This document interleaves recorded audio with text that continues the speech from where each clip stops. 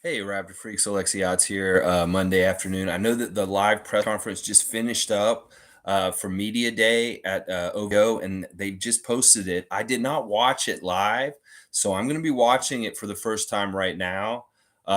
Yeah, they did it a little weird today. They had the live stream going, and they usually like put out clips of it as it comes by, but they just went ahead and just dropped it all at once. So this is kind of convenient in a way. I'm not going to delay at all. I'm just going to go ahead and start it. Thanks again for everybody who showed up yesterday and is participating in the fantasy draft. And, that's going to be a lot of fun. But this is a 2-hour, 40-minute thing. And I'm going to get started on this right now. Looks like we got Masai Ujiri to start. Now, one thing I have to say, this media day thing for me gets very emotional sometimes. Like I get very inspired. I hear them say some stuff and I'm just like, oh my gosh.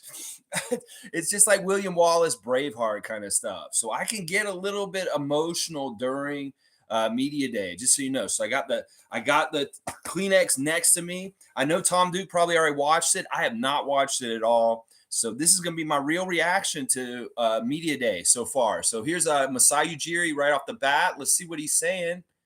A bit of back to normal. It's good to see everybody. No mask, a couple, but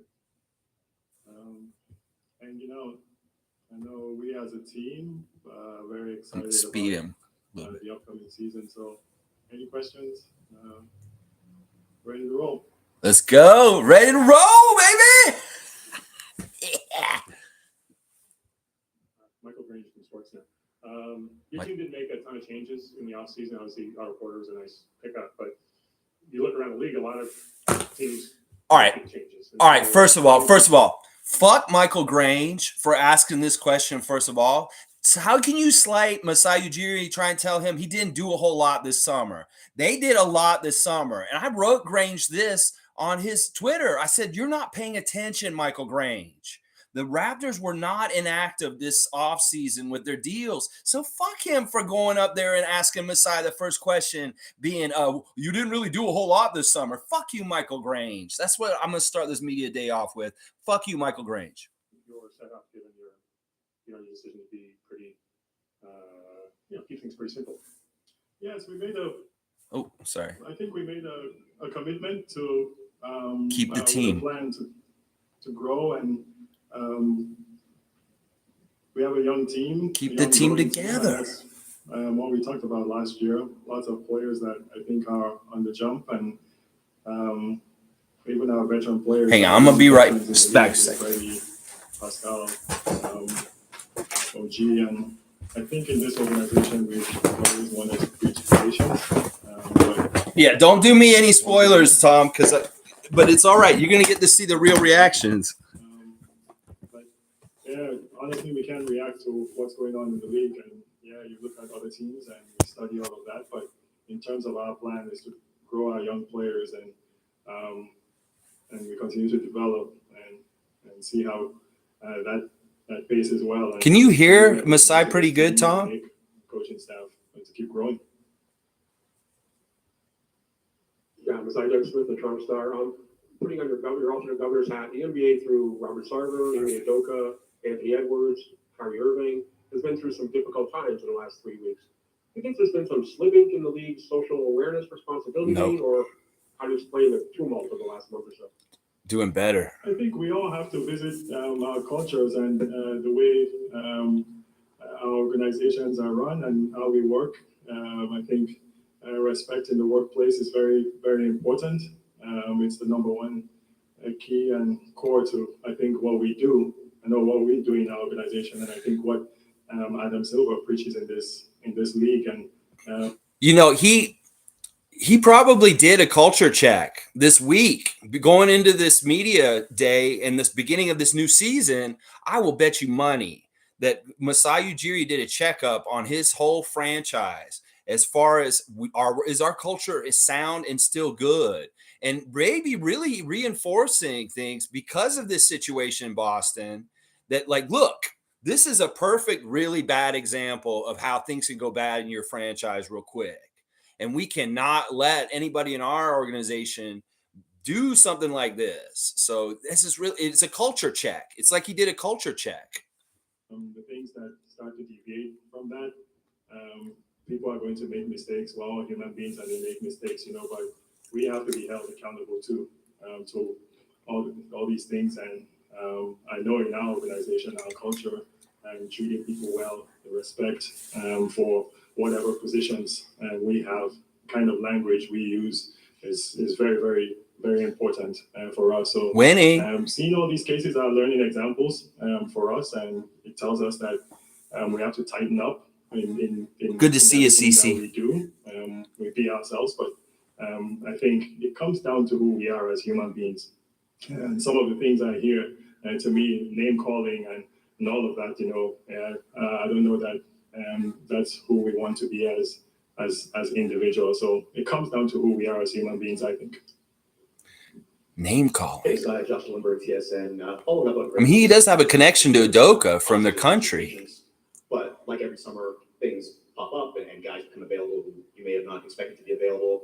How closely did you guys look at that, and how much did you consider maybe doing something bigger?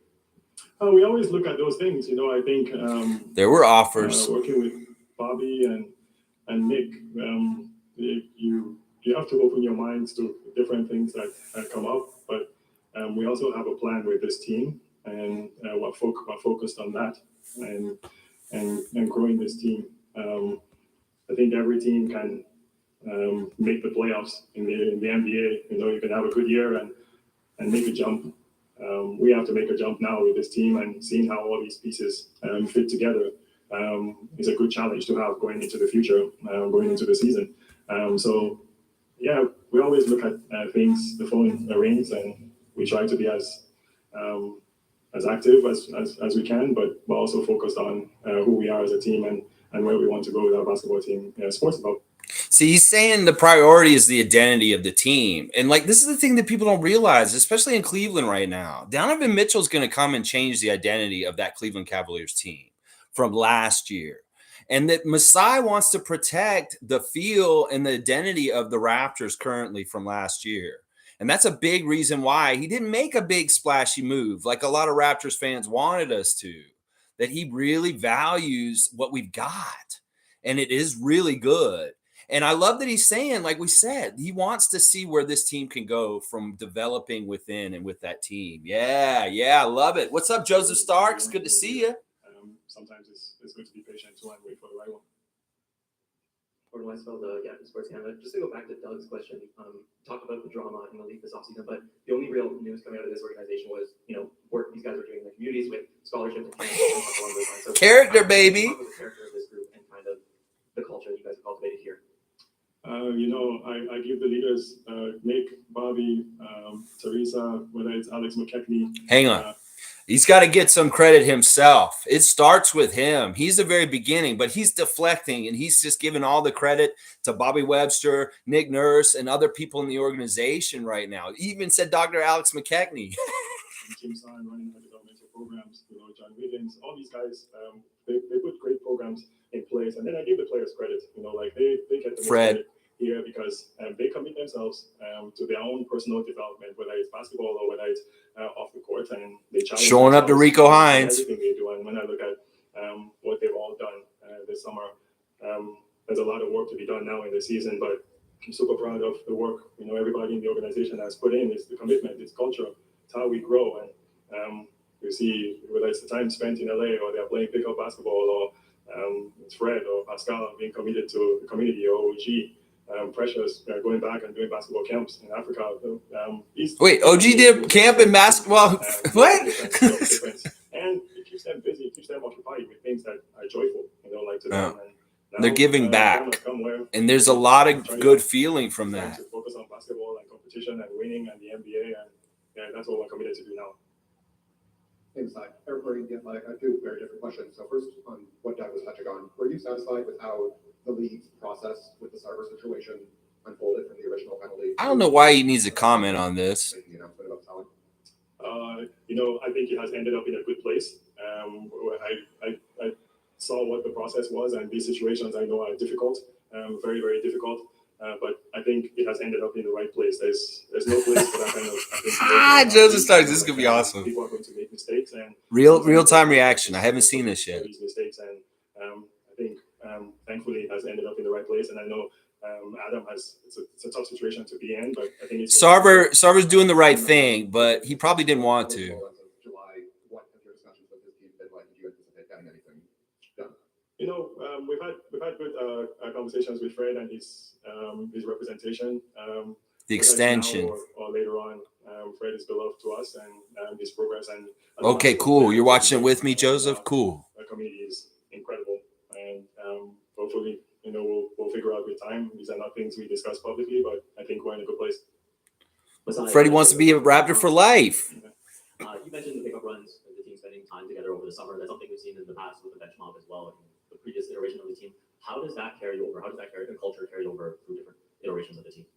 Well, they spend so much time together, you know, and our guys are just naturally like that. You know, they hang out around each other. They like being with each other. They like playing basketball together. And you hope that we make that jump. This is a difficult one here now to make a jump. I always say you could put me, Grange, Bruce, you, and Laurie. Where's Laurie? Play point guard right here. And we could surprise the NBA with one game or something. Get one win here, or maybe even make the playoffs. Now you're telling on yourselves, right? So Coach Casey used to say, we told on ourselves, and you have to make that jump. And this is where it gets difficult fitting. But you build pushing that even higher, that ceiling together. And because honestly, with the hiring of Rico Hines and the young Jim San and how much attention they pay, and Nick Nurse, the program he runs with getting players, you know, with the one-on-ones they spend trying to develop physical strength that they're trying to build, endurance, all those things, I think are really important, and mental wellness, you know, like this is actually like what the two things he just said is physical and mental. That's really what these guys did a really good, successful thing this offseason. If you think about how much fun you saw Pascal having, like traveling around, you know, Freddie had so much joy in different moments on Instagram with his kids, going to zoos, doing all kinds of fun stuff this summer. Scottie, we've seen on Twitch just how much he's enjoying life and happy and stuff like that. And that's true. But not only that, like it really is true that these Raptors are going and doing physical work this summer to get stronger and bigger. That we literally see Scottie Barnes growing as a young man like this summer. But it's not just him. It's all of those guys. They're all putting in work for strength. And they know they're going to have to be more physically strong this season coming up. And this is great. This has been such a successful offseason, really. The right frame of mind. I think, you know, it's very valuable for us to have this time together, and hopefully it translates to the real basketball games. Click's here. Good to see Click. Sorry, Stephen Lund, Sportsnet. Obviously, the team is we play exhibition games in Edmonton and Montreal. So why is it important? Yeah, Scottie and OG. Yeah. And kind of tour cross country again. You know, I just want to improve on what we did last year, but I do want to shoot for a championship, obviously. We are Canada's team. We feel like we're a global team. So to touch all these cities, whether it's training camp in Victoria or playing in Edmonton or coming to see Tom Duke, I want to feel, you know, like the people. He's gonna come say hi to Scotty's gonna say hi to him. I know he will, Tom. You're gonna get a picture with him on Friday. I'll bet you money. We're talking to Scotty on Twitch last night. All right, hang on. We were talking to just a Twitch update. Scotty twitched for 4 hours last night, and Tom Duke was there, and a bunch of us were there. And I told him, I was like, Scotty, he's gonna be there in the corner, Tommy Dookie. And he's like, oh, you're gonna be there? He's like, yell at me, and I'll say hi. And I'm like, holy crap, this is gonna be awesome, Tom. I know all week you're gonna be like looking forward to this and stuff like that. I bet you're fired up right now, Tom. You should be, man. Because like you're going to see Scotty on Friday, and he's going to be looking for you in the crowd. I'll bet you money he will. No problem, Tom. We got to look out for each other. And I know that this will really make your week. This is so awesome, stuff like that. Yeah. All right, let's keep going. Sorry. We just had to – there is a lot from the Twitch last night too. But we're excited about it. And I think it's important for our team and our fans to see us in different places. You shouldn't be. Joseph Starks, you'll be there too.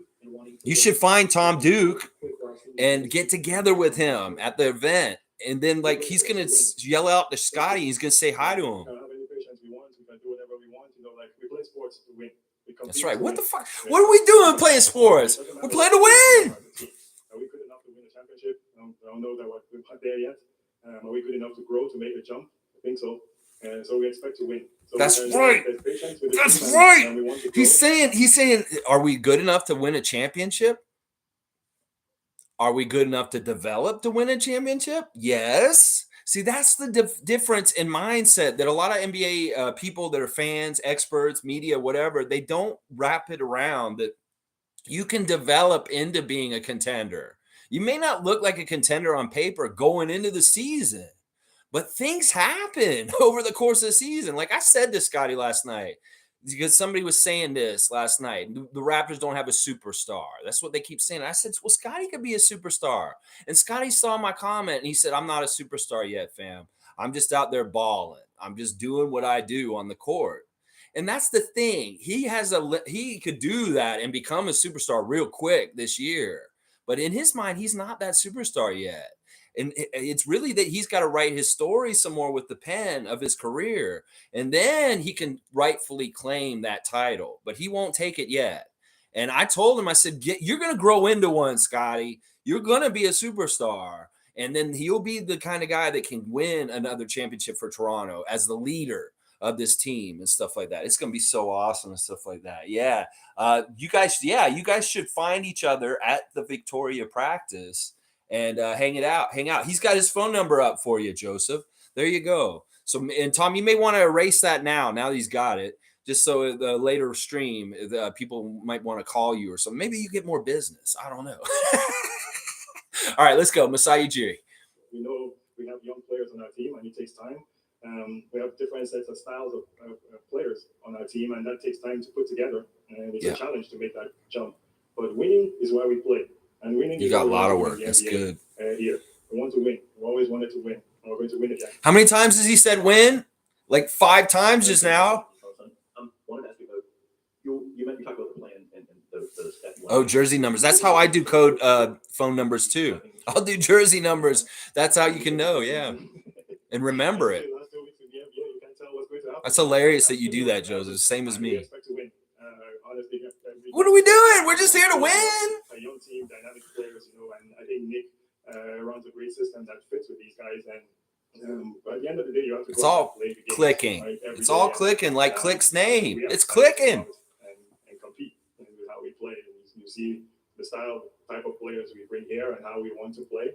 And now we have to go implement it. So yes, we're expecting to win. If that's your question, to be more specific. I don't never. Somebody needs to count how many times this man says win in this press conference. Seriously, someone needs to count it. It's probably about 2-3 dozen. Win. Vinny Max here. Good to see Vinny Mac.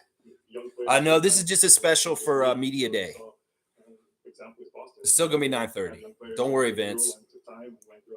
I know you're in Australia. It really takes time in this league, and we're happy with his progress. An exciting, incredible young player in this league that's going to have an incredible career and hopefully win a championship here. But it does take time with these players, and I know Scottie's going to make another jump this year. Yep. I know it too. I can see it. I can see it in his face when he's on 2K23 and he's angry and he's losing because of Lloyd. Just seeing the eyes and how they want to compete. Then everybody back in the gym together. Just seeing the organization honestly grow is important. I think for me, as I think he's getting emotional. Organization, you go through years. He should be proud. This man should be so proud. Get hit, you fall down, you fell down a little bit, and you start to come up again. And you want to go all the way again. That's just like a boxer. He's telling the story of Rocky Balboa, and he's talking about the Raptors franchise. We got hit in the face, and we had to go down to Tampa, Florida, and play a whole season on the road.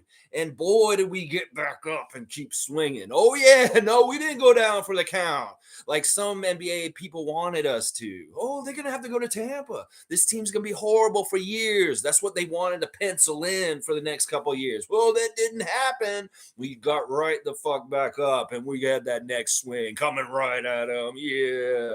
Woo-hoo-hoo-hoo. Right back to where we were, and we understand.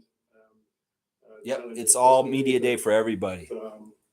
it's good to be out of this. And for me, selfishly, personally, with Giants of Africa are going to celebrate 20 years next year. I'm excited going into the 20 years and just seeing everything, the support, the organization, big call coming all around. It's been Hey, Cool Cat, what's going on? Good to see you. You know, anxious to Yeah, see I what started the at next 2 years 1 is going to be, you know, because I saw the clip go up and it's like 3 hours, so I want to get it on quick. And I might a time and a half watching them, so it'll go quicker. Whether it be the G League inside the NBA itself to the AL. Do you think the NBA is ready? He's really happy the pandemic's over. The whole world has to wake up to this. Yeah, look where the game is going. I have to pay attention to it. Everybody has to pay attention to it. You know, this is interesting, y'all. Getting the fantasy league together recently, I dug up all my old teams. And I found an old project that I did like 15 years ago called the Geography League. I took a Yahoo league and I made it all the teams dummy teams, and I put players on the teams by where they were born. And there was at that time there was an international team that you could have a whole team for the New York City and state. You could have a whole team for California. But for back then in like 2005, it took a whole team. You could get everybody from Africa, everybody from Canada, everybody from Japan, everybody from all of South America, and you would fill a team. That's not the case anymore. You'd have to make a whole team for Canada at this point, and it's getting that way for Africa as a whole continent. So this is really interesting what he's saying because these international players from Canada and Africa are coming in more and more. But it was cool for me to see from that time place, like, you know, in 2005, just how many players were in the league at that time that were Canadian and of African origin. And you'd be shocked how few there were considering at that time and how much it's blown up in just the last 15 to 20 years. So yeah, this is really interesting. He's talking about this right now, the pipeline, the talent that will be coming from his home continent. Including those covering the games, including ESPN. It's a global game. Yeah, look at who the players are. Yeah, it's opening up now. Everybody's watching their games on this. It was at 11. We were wondering that last night on Scottie's thing. Through this. Okay? We have to be stuck on cable watching the games every day. And we can watch it right here. Watch it on the phone. So seeing international players. It's real little though. Around the world. And it's time we pay attention to that. Because there's talent coming from. They're coming. Everywhere. They're coming from here. They're coming from there. They're coming from Asia. You name it. They're coming. Every sport. It's global. And that platform is bigger than all of us now.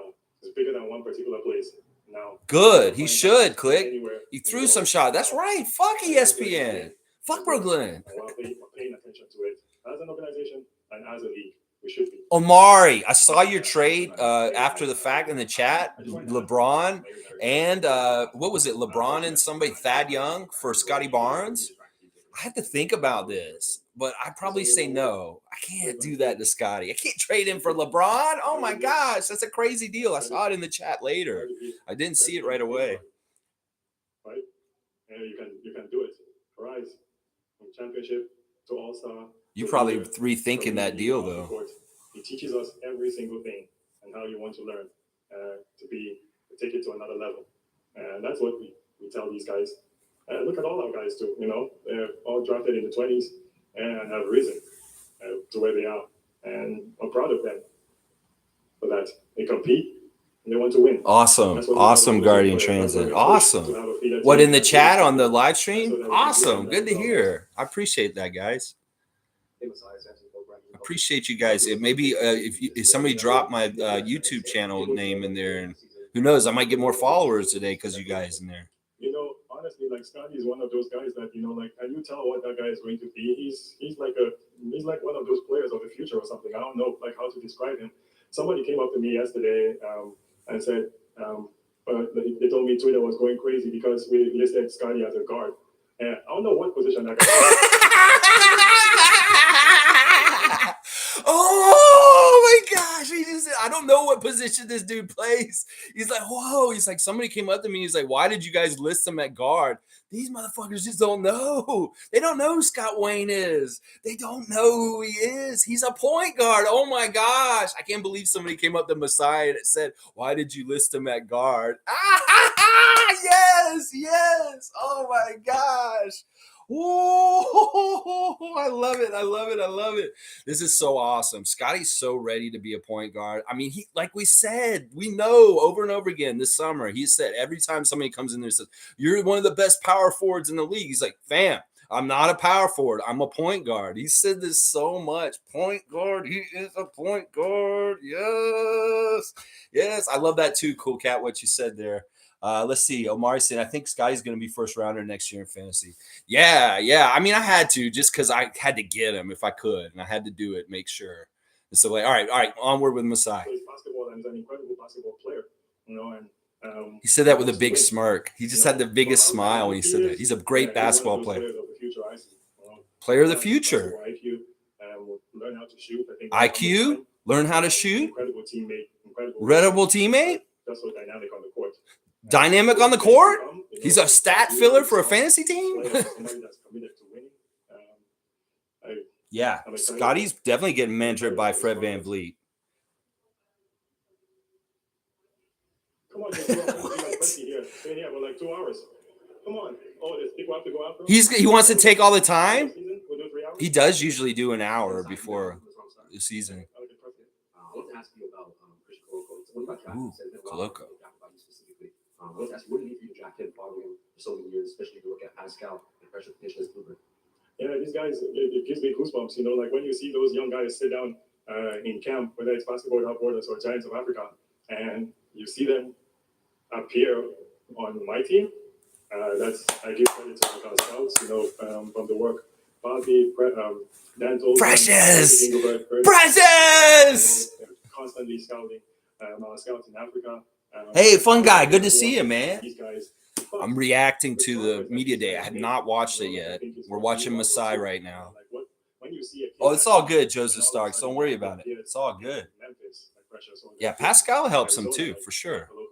And our guys follow them, and you see what their development is. Then maybe we have some kind of cheat sheet, because you follow them.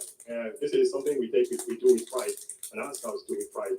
So he follows these guys for a while, and he says, hey, it's not like creepy or stalkerish. They're just following him. I'm just going to draft anybody, but I truly believe in these players. So to see Oh, fun guy. Yeah. Okay. If you know what's going to happen, you're going to enjoy this. Watching me catch up on this.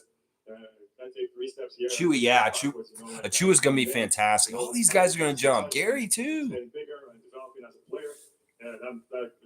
It makes me proud, because they're not there just to fill in. Yeah, Precious is not there to fill in. Precious is there to play.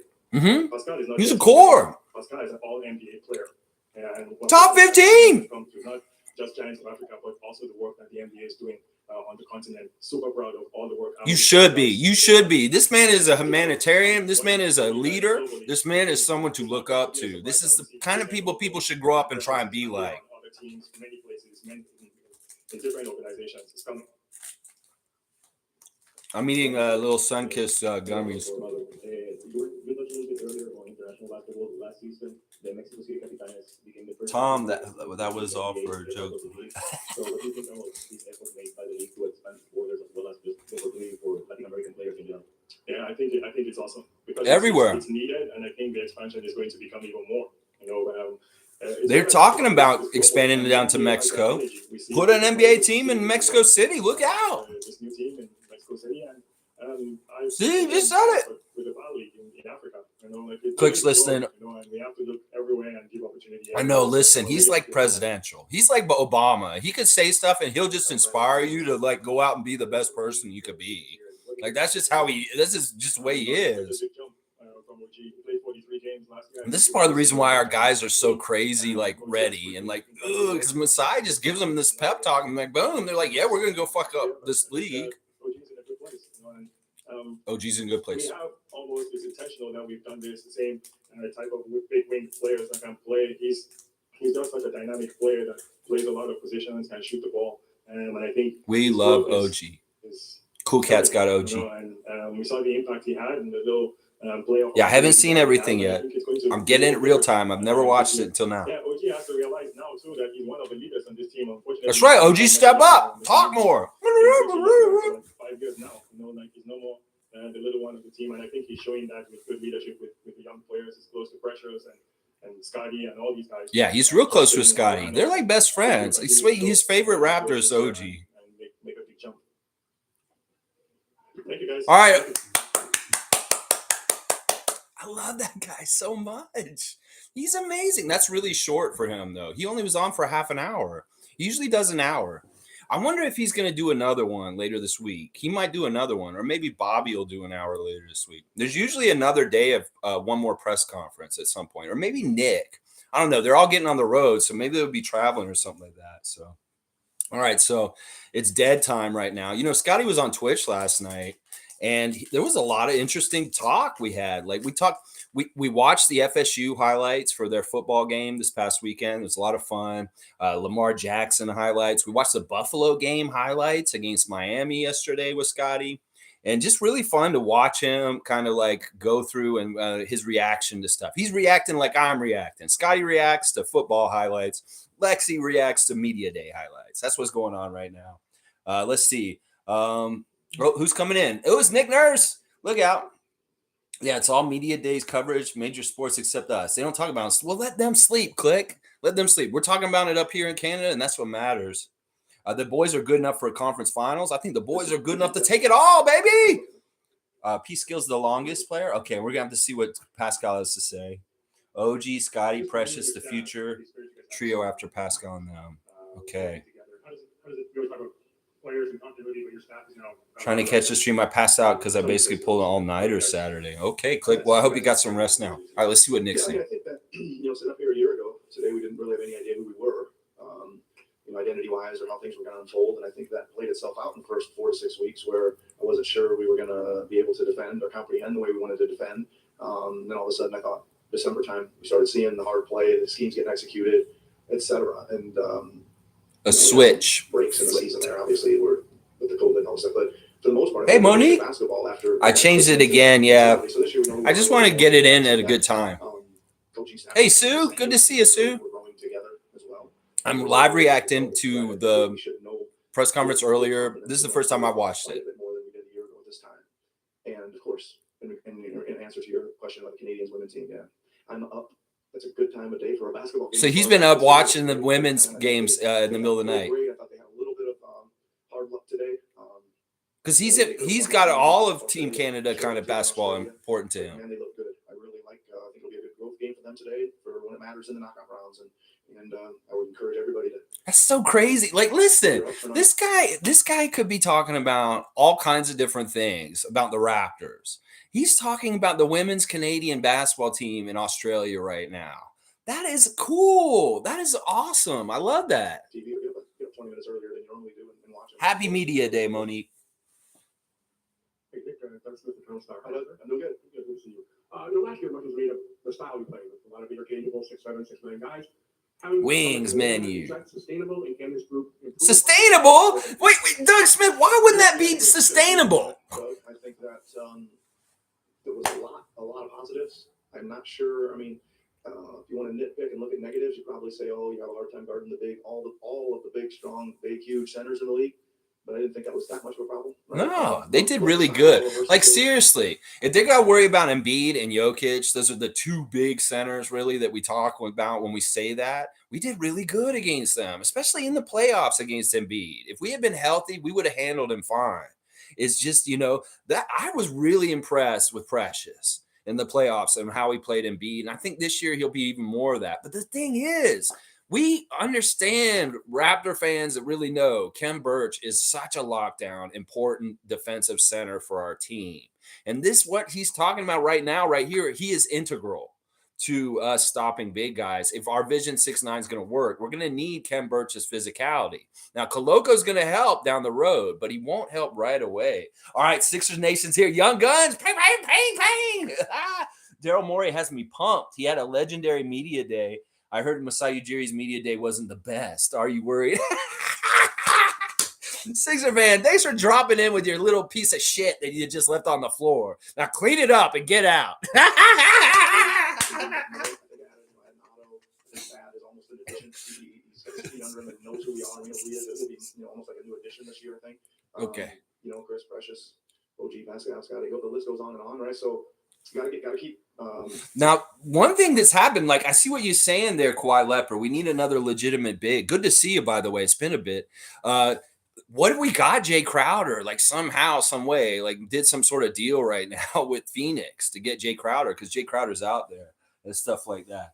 Oh man, you like that? You like that, young gun and a fun guy? You like that? It's just a little comedy. No, you guys did really good this summer, and in fact, I have to say, Jay Crowder may be going to the Sixers because I'm hearing a Matisse Thybulle for Jay Crowder rumor is what I'm hearing. That's one of the rumors I'm hearing right now. And yeah, I love all the Embiid hate, Guardian Transits. Very good. Finding ways to get better with it. What those are right now, I've got a couple of ideas, but a couple more should be coming as we see it unfold a little bit more too. Yeah. Oh yeah, Juancho too. See, it's hard when you got so many guys that size to Juancho. Listen, I think that having some of those guys with a difference, like he to me is a. This is why Scottie's got to play point guard. There's too many wings. He's got to play another position to fill time at another position. So he's gonna be a point guard. He's gonna take guard time. Still similar size guy that you can switch with defensively, right? But he's going to be one more of the guys that probably plays a little more on the perimeter spacing, right? He can catch and shoot the ball. That's true, young gun. Salute. That's true. Respect. That is so true. Well, he started a movie, first of all, right? I don't know if he's a downgrade to Thybulle. I think Crowder's better than Thybulle. No lie. Hey, it's my little brother, Carl. Hey, Carl, how you doing?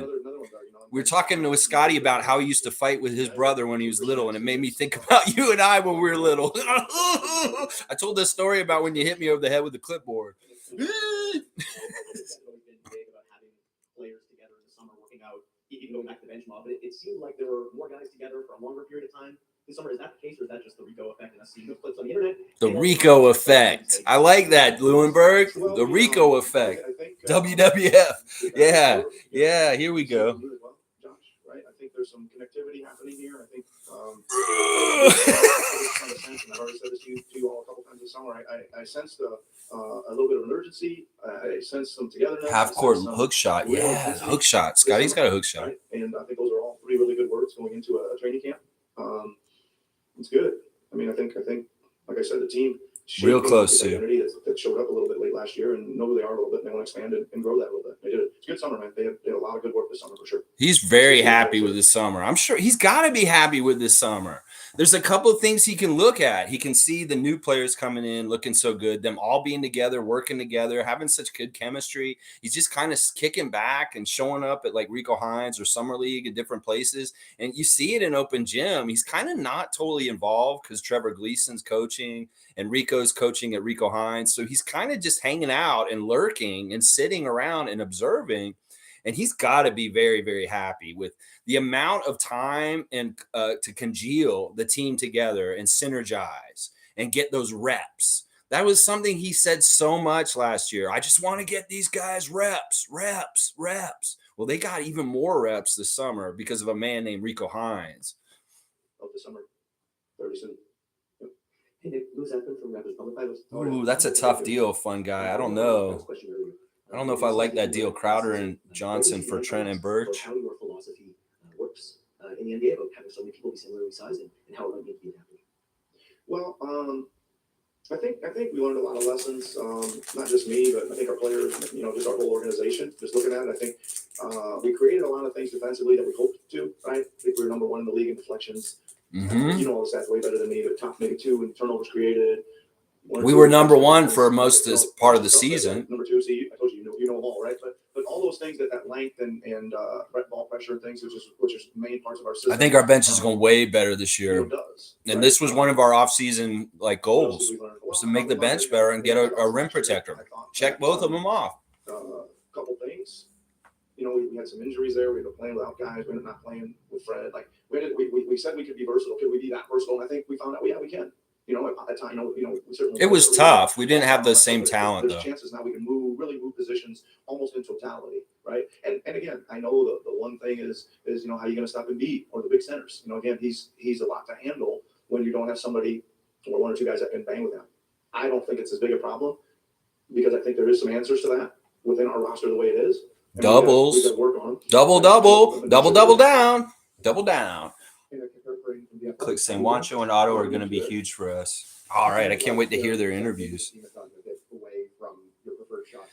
Yeah, Coloco's going to be interesting. I really don't know how to gauge what he's going to do for us. Do you think the four guys can run a half-court offense that gets you back to that preferred shot spectrum? I think we're Eric. We will probably start heading in that direction. I'm not saying we're gonna totally leap back to the philosophical on paper shot spectrum.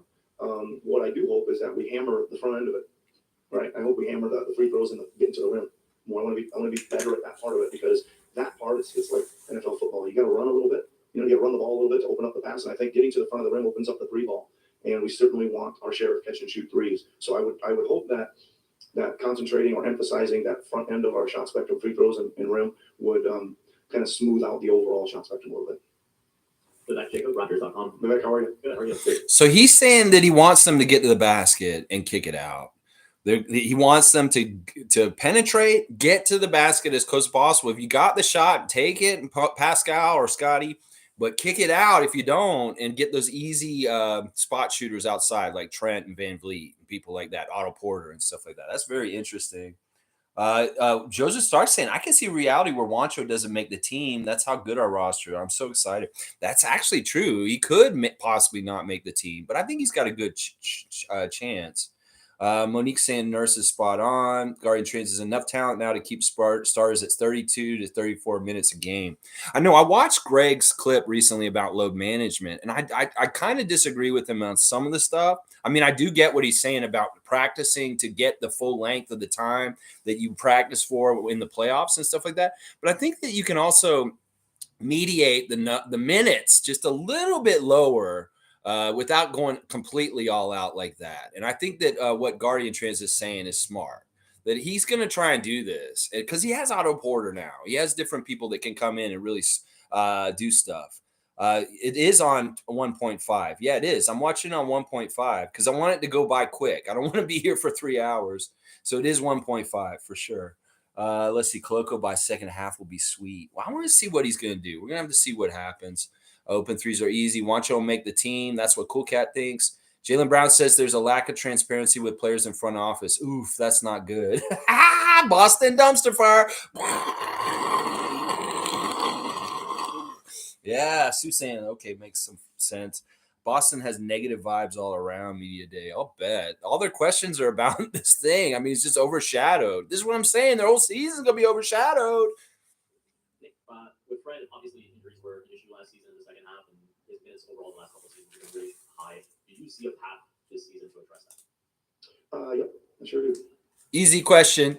Answered right there. Easy question. Do you see a path to doing something about that? Yep, I sure do. And his name may be Scottie Barnes as a point guard. And then, we have Juancho. We have all these other guys who can come off the bench now and stuff like that. I love that. Yeah, look at that. Tom Duke. I love that. What is that, a fire department coming? Did you see a clearer path than last season? What that might look like? Well, I mean, yeah, I'm not, I'm going to tell you the answer if you want me to say it. Yes, we're playing less minutes. He just said what we're saying right here. Well, he's just going to play him less minutes. Obviously, that is the smart thing to do. And if he's hurt, maybe you sit him. Like if you're in a situation where he might have to play a game or he doesn't really have to play the game, err on the side of caution during the season and sit him on games regularly. If you have to do a little bit of that Kawhi load management like that, that's fine. I think that Greg's right that you just make them miss whole games and stuff like that here and there and stuff like that. So Joseph Stark saying word out is Neil Long's camp is that it was a starter from the Celtics that outed their coach. Was it a Raptor fan who planted the rumor? Listen, this is what I heard, Joseph Starks, that the husband of the woman caught them by overhearing it on the doorbell cam.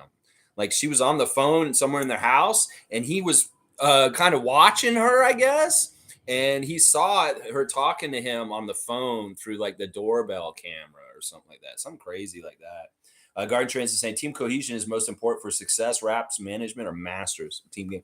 Well, we're seeing it in our professionalism. We see Masai Ujiri come up here, put all the kudos on other people for how their culture is and stuff like that. And boom, look at that. Look at that. Oh, we got all kinds of fires breaking out here now that Fun Guy's in on the emoji fun. Just address that. I'm not trying to be funny at all. I think that he has played great, and we needed him out there. I think, again, we've got more depth. I think we learned in the playoff we can move pieces a lot better, right, and do some things. I mean, I think that his biggest strength for us that isn't that maybe noticeable or talked about is he guards the other team's pick and roll, right, which is going on constantly every night. You know the guys that are coming in. He breaks up the pick and rolls. They're not successful. Guarding and defeating a lot of that. So that's the thing we've got to make sure when we do veer off and give him all this rest, right, that we can have a scheme in place or some people in place to defend pick up that. And just to shift gears with Trevor Gleason, just curious about maybe how the reality has played out compared to your expectations when you brought him in, and do you think he got what he needed from what he coached the team in summer league? Yeah, it was designed for him to coach the summer league team. One is because he's a heck of a coach. Like he knows how to win. Like he knows how to grab a group of guys. I heard it's a Laker company. The company's from LA and run by a Laker fan. Up to speed with what we're doing, and it's different. Oh yeah, I'm gonna laugh at OG. I'll bet. He was in the D League, playing very similar style, but when you come to the NBA, the game's 82 of them start coming at you like so fast. Like it takes a minute to understand all the terminology, philosophy, scouting reports, what other coaches are doing, all that stuff. So all those really good things I just said about him are true. We think we've got him almost caught up. I think, like from my experience, year two, I felt a lot better than I did in year one. So no, he's a heck of a coach, man. He's a winner. Hey, Aaron Rose, you. See, this is the thing. Like with Trevor Gleason and Sergio, who we just did the Share Love Club this weekend for, they're both international coaches that have won a lot. Like they win everywhere they go. They win whether they're in an Italian league, Australian league, anything. That's the thing. Like Trevor Gleason's resume from Australia is absolutely insane. Like he is probably one of the greatest coaches ever produced by that continent. So it's like Trevor Gleason's no slouch. And like Nick's exactly head on. Like last year was kind of like a orientation year for him, just like Scottie and Precious being on the Raptors for the first year. So expect more from that with him, the coach, Trevor Gleason, that flex offense. We may see it a lot more this year in competent ways that really work really well for the Raptors offense. I always said last year, we were doing really good things with our defense and winning off of just our defense, but we weren't really totally figuring out our offensive end of the game in a lot of ways. And I really think this year is the year that we're going to kind of focus on offense and figuring out how to get a more, like, no more of these droughts where we don't score, and just a more easier time getting into our offense and getting easier shots. So last year was very defensive focused. I think this year, Trevor Gleason's going to blossom as our offensive kind of minded coach with his flex offense ideas. And we'll see that more hopefully this year. Talked last year about championship teams are built on getting guys to sacrifice. OG's going to be so funny, I'm sure. Sounds like everyone in the organization is taking a jump. How do you balance those things and make sure that everyone has enough to eat, but also is happy? Well, I think that there isn't a whole lot or too many years go by, right, in the NBA where all those things you just said aren't the case. Some guys are playing for contracts, and the next year's somebody else, right? And I think all those guys are trying to make a step forward. I think we got a whole bunch of people, myself included, trying to make a step forward from last year, right? Our coaching staff included, right? It's just another day at the office for us. I mean, it is just kind of, I'm going to see how many cliches it is what it is. I mean, I don't know. I mean, the snake continues to shed and eat itself over and over again. That is the process. You just have new people come in, and it sheds its skin, and this new skin comes in, and it's just how an NBA team is. And if you don't have good competition coming in, or like things like what they're talking about as far as who's going to get the minutes and how's this going to work, how are they all going to make a jump like this, then your team's stagnating, and it may not be that good. It may be actually getting worse. So you want the signs of like having multiple players on your roster that you're predicting are going to make leaps in the year to come, instead of like kind of being like, I don't know what's going on with us, because some teams are like this. Like they're not totally sure if guys are going to make leaps. And we are pretty sure that our dudes are going to get better because their age, their aptitude, and their course, like there's very much graphs. in the Raptors head front office somewhere that are showing expected potential growth for people like Precious Achua and stuff like that on there. So this is really interesting. Yeah, next level. And I love what you said, fun guy, about statistical average in the championship year. Yeah, I love that. What we go through, right? And it's part of, people talk about the culture. Part of that takes care of a lot of, strong organization, strong practice habits, strong belief in winning first, all that stuff. Usually takes care of most of it. And there'll be issues, and how we handle them. And we try to look at culture and the organization and the strong practice habits do their thing again, right? Whatever comes out of us this year, whatever things happen, whatever unforeseen things, we're going to be ready to deal with them and make the best of whatever situation it is. If somebody gets hurt, if something weird happens, we're the kind of team that won't flinch and we'll just keep going straight. That won't have any kind of issues that'll slow us down. We proved that last year with different injuries and different things like that. We continue to go up and stuff like that. I love this. The leap this year is what makes us undisputed contenders. For sure. I believe this, Guardian Transit. Good. How are you? Good. Like you mentioned, in building off of Aaron's question, there's a lot of guys on this team that project to have bigger roles. From a coaching perspective, how do you? Oh my God, this dude's bringing this shit up. The bullshit rumor. Who is this? Who is this reporter? Is that Aaron Rose? Is that Aaron Rose trying to reinforce this whole idea that OG wants a bigger role from some bullshit story that came out this summer? OG's got a huge role. It's just he's got to be on the court. These idiots, they're not paying attention. They need to understand OG has a great role, and he has a huge role on this team, and it can expand as it necessary in the moment and from game to game. It's not like he's limited. Who thinks OG Anunoby's limited on this team from doing anything? That whole thing, that narrative that came out this summer was such bullshit. It was like a little kind of way to try and unravel things for us. They wanted to make it seem like OG had a problem and didn't want to be on our team because we weren't using him enough. These fucking assholes, they're liars. And him asking this question shows that he's one of these fucking people. I want to find out who it is. I think it's Aaron Rose. Helping guys while also being able to kind of get touches spread out for everybody. I mean, listen, we always talk about development, and for us, when we're making our priorities, and Exactly, Click. Winning, developing them, teaching them what winning is and how to win, right? So that still always remains our priority.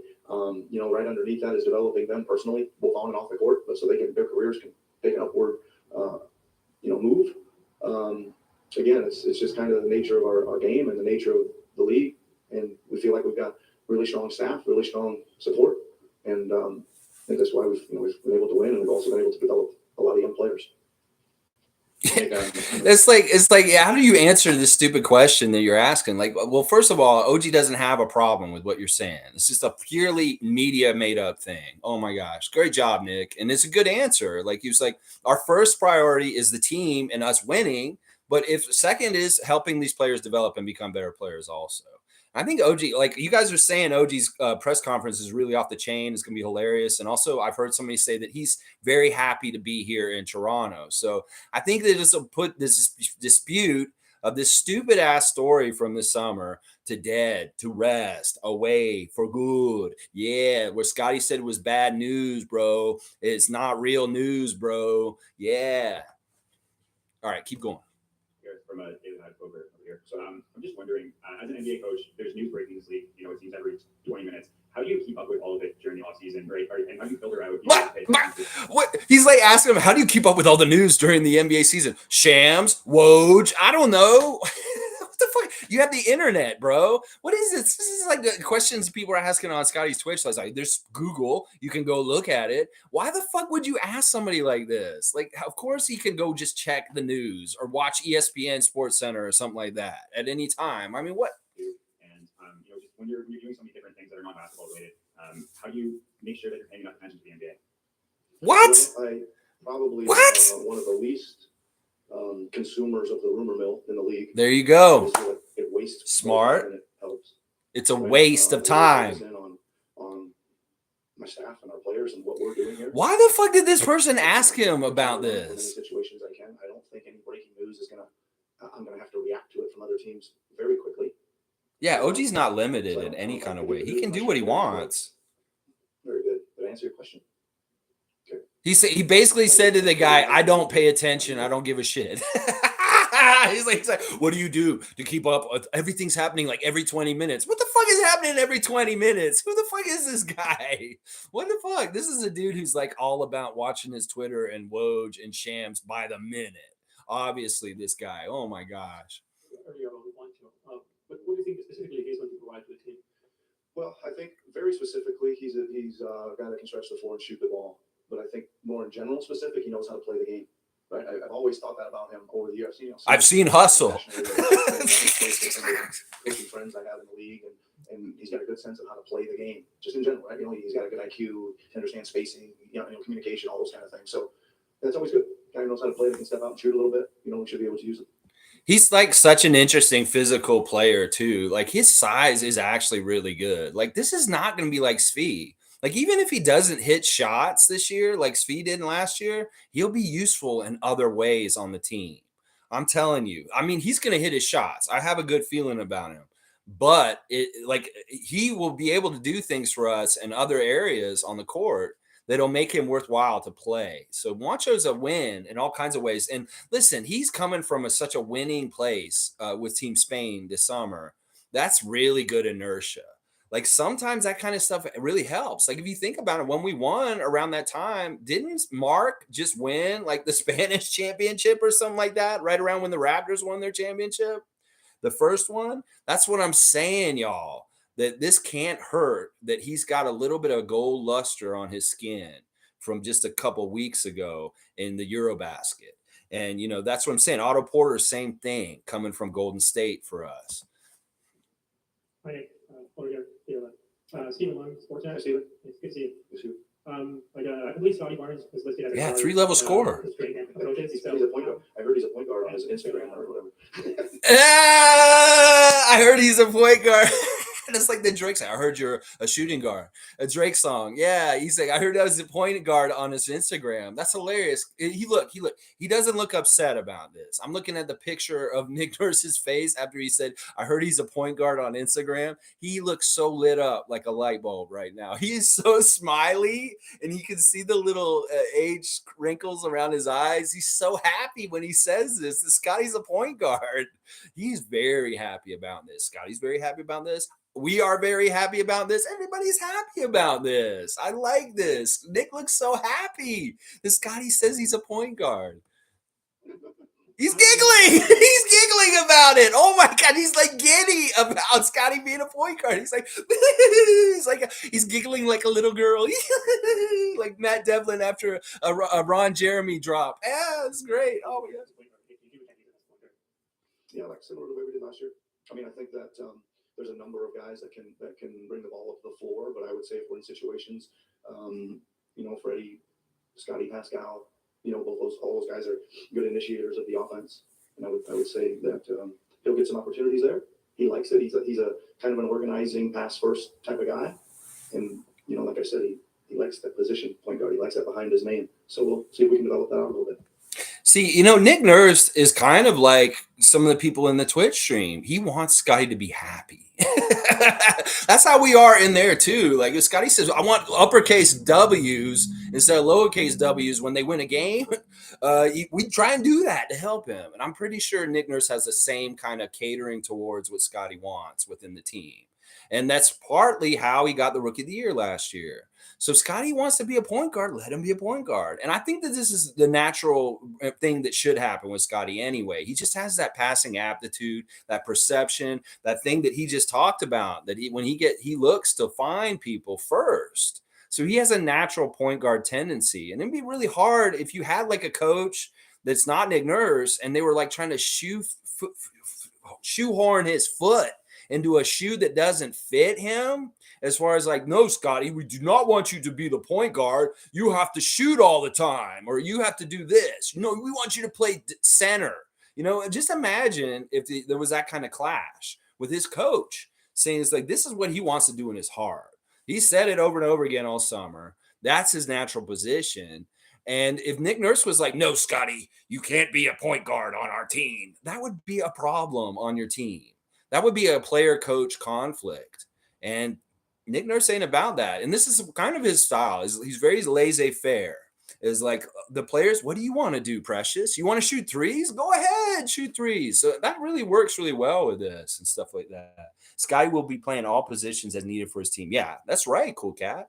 And we're really lucky that he's blessed with the ability to play defense on all 5 positions, because that's really where it'll deviate. Like on the offense, it's really kind of like he's an amorphous blob of whatever on offense. You can't really say what position he is. I mean, he may play like a point guard, but it's really defensively. He can play all 5 positions, and that's the way I look at it. Cool Cat saying, same as all other players, we're going positionless. Scottie will share point guard with other players. Yeah, that's what he's saying. Pascal, OG, Fred, all the different guys that can bring the ball up and initiate our offense, they will get the chance. But I will bet you money that the more and more things develop, the more and more they see the statistics as far as percentage of success of which one is the guy who's initiating the offense for what is getting from that, they're going to go more and more to Scottie, because he's going to show a proficiency of success percentage wise, as far as like how when he brings the ball up the court and what good things happen from that and stuff like that. So I'm really interested. Yeah, Scottie Wayne is a dynamic passer, really is. And Joseph Stark saying, I'm having a hard time thinking of a player to compare Scottie to. Whoa, Ralph Sampson meets Kevin Durant. That's a little bit too big, but mini Giannis meets Karl Malone. Help me, freaks. Thoughts. Joseph Starks. Well, I've been saying all summer, and this is what I'll say. He's very much Magic Johnson mixed with Kawhi Leonard, with a little bit of Tim Duncan on the team defensive side. That is who I say he is. Those are the 3. And I've told him that. And he is pretty accepting of them.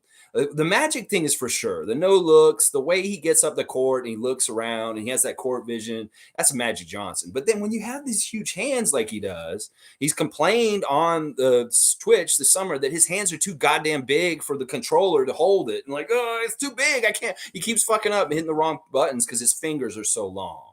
So he has claw fingers like Kawhi. And that allows him to do certain things with his shot in the low post and around the lane, that with ball control off his hand, that is above and beyond most other NBA players. And this is why people are missing the boat on why he's so good. He's got the Magic Johnson court vision, but he's also got this Kawhi shooting touch that he hasn't even fully discovered. And then he's got a team-minded defensive presence that really plays really solid low post defense like Tim Duncan would. And then rebounding is really important to him. And that would go along with the Tim Duncan comparison also. So Scottie will take over from Fred VanVleet as a vocal leader of the team. He's being mentored. Yeah, I could see that. Kawhi hands. He does have Kawhi hands. Scottie does. Samson Folk. A lot of defense principles get their footing in international basketball. And I'm wondering if you've gleaned anything from your time with Team Canada on all teams you've been able to play the different styles. Well, we've been able to, I think, instill a lot of our principles, and kind of mesh them for both teams.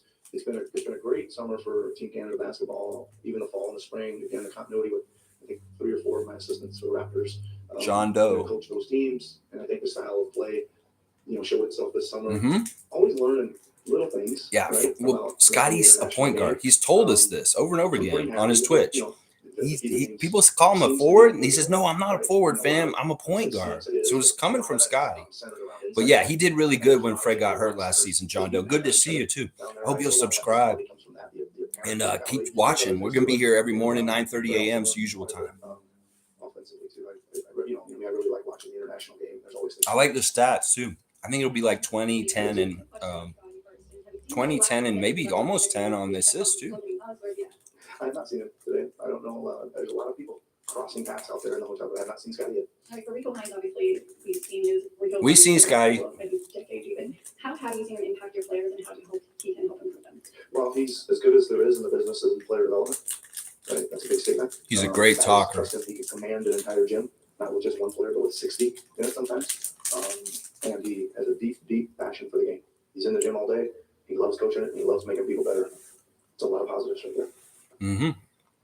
In that sense, Chris, what does Otto Porter bring to this roster? Well, I think it's always good to add a veteran guy. I think it's always good to add somebody that's got a championship under the belt. I mean, guy was starting in the NBA Finals last year. That's pretty cool, right? Pretty cool. Got some size, got some unique rebounding ability, right? Rebounds really good for his position, and obviously he's a really good shooter. And as I mentioned before, progress in young players is always not always linear. Obviously, with Scottie, what do you envision sort of as a kind of development curve for him in his second season? Where do you see him going this year? Well, I'm not sure. Where do I see him going? I'm not quite sure how that all will unfold. All-star. What I do think is if he does what he did last year from a effort, right, standpoint and a competing standpoint, you guys heard me say this about 20 times. The end of last year, he kept getting stronger, playing harder, being more physical. 70 games in, right? When the year before he had his feet up watching, college after 35 games or whatever. So that was unique. I thought to see him play more physical, be strong. So effort and physicality is going to take him a long ways. Right, and we know his skills are improving as each day passes. The shooting's getting better as each day passes. Right, so those things will help him. Just kind of move up the stats rank and all that. But I just want to make sure he's got the competitive drive, like he did most each and every night, and that it's sustainable like it was last year. I don't think he needs to worry about this. Like you can ask Cool Cat, you can ask Tom, you can ask me, you can ask Monique. Everybody who's watched his Twitch is like, there's a problem with his competitiveness. Like literally last night, Scottie is playing 2K23, and this always happens. He's playing offline and he kills it. He's on a win streak, and then he goes online on Twitch so we can all watch him, and he starts losing right away. And he gets so mad. He gets so mad. In fact, he cut Lloyd from the team last night. He got so pissed at him. He said, "Lloyd, you can't play on our team anymore for a while, and you've done so poorly. I don't want to play 2K anymore right now." He really cares. Like if Nick Nurse has no reason to worry about Scottie Barnes' competitiveness, and in fact, that is going to be really what drives him towards reaching new heights this year for sure. Yeah, really crazy. Real G's. Tom, dude. Yeah, I saw that your comment earlier is hilarious. Scottie only knows about winning. That's right. But Raptors are developing Scottie while protecting the media onslaught. Yeah, it's going to be very interesting. I love this so much. All right, let's see what Nick's saying. Okay, thanks everybody. Good to see you. Oh, he's leaving. All right, who's next? Let's see who's next. Yeah, it's so fun. This is so fun. There's Doug Smith. He's just stood up. He's like, oh my gosh, Nick didn't really tell me anything. Doug Smith, he's looking good. He's looking sharp. Cool Cat saying Raptors are making sure he's a whole professional person. Yeah, you were saying earlier, he does want to become a better public speaker. And that he's probably taking courses and learning more about being more politically savvy, or not publicly speaking savvy and stuff like that, as far as like his the way he carries himself and being professional and stuff. I think he's good already. It's just he wants to have more confidence in it himself. So he's going to work on it. And I'm sure the Raptors really help him with that and stuff like that. So who's going to be next? Nick was on about 20 minutes. Not bad. OG's next. OG's coming up next. All right, you guys could tell me who's next. I just don't want to know what they're going to say, because I want to give you my real reaction to what they say and stuff like that. But Nick, very matter of fact, basically telling us what we can expect with the team, kind of what he's seeing with them. The development thing is very much the thing we're talking about. Last year it was like, we don't know who we are. We're going to figure each other out. This year it's we want to develop what we figured out last year further. And him and Masai both echoed a lot of the same things. And there are 2 interviews already. Let's see. Sky needs to play some COD. He was playing COD in the beginning of the summer. He kind of got out of it. Once again, it's a similar kind of thing where he has to rely on his teammates and stuff. And if he loses, he gets really mad. And that's part of the reason why, like last night, we stopped playing video games at a certain point just to like chill out and watch football highlights, because he was getting too competitive and he was getting too upset about losing. And then the vibe got a lot better. He listened to some Lizzo and chilled out and watched, Lamar Jackson highlights for a while and FSU and stuff. And that was a lot of fun. But he has played COD in the past. He enjoys it. It's just that COD is, once again, it's a team like competitive thing. And he doesn't like losing a lot. And when he loses, he gets really frustrated. Cool Cat saying we have to remember he's 21. That's right. He's very young. He's very, very young. And he's actually, honestly, I think he has an astute maturity in some ways above and beyond his age. But also, Cool Cat is very much right. This is a young man who's only 21. And he's just finding himself in his early 20s right now and stuff. I thought Durrani played really well. Durrani's one of our regulars in the stream with us. He's been there since the beginning, like JPZ and Guerrilla Marketing. There's a few of us that have been there since the very start of his Twitch. And Durrani was a troll in the beginning. He was talking a lot of trash. He'd talk trash to Scottie, but he's kind of mended his ways and he's become more. And we really pushed to get him in that game with Scottie to play. and he wasn't going to play with him. And then at the last minute, he was like, I'm getting off, guys. And then at the last minute, okay, I will play. And Durante got to play, and he did well. We're really happy that Durante got in there. All right, we got a spam adult dating site going on in here. Hilarious. All right, you are out of here. Nobody wanted to do this. Put the user. Okay, Tom Duke's on it too. I got my sheriff here with the wrench. All right, what's going on? This is a long in between.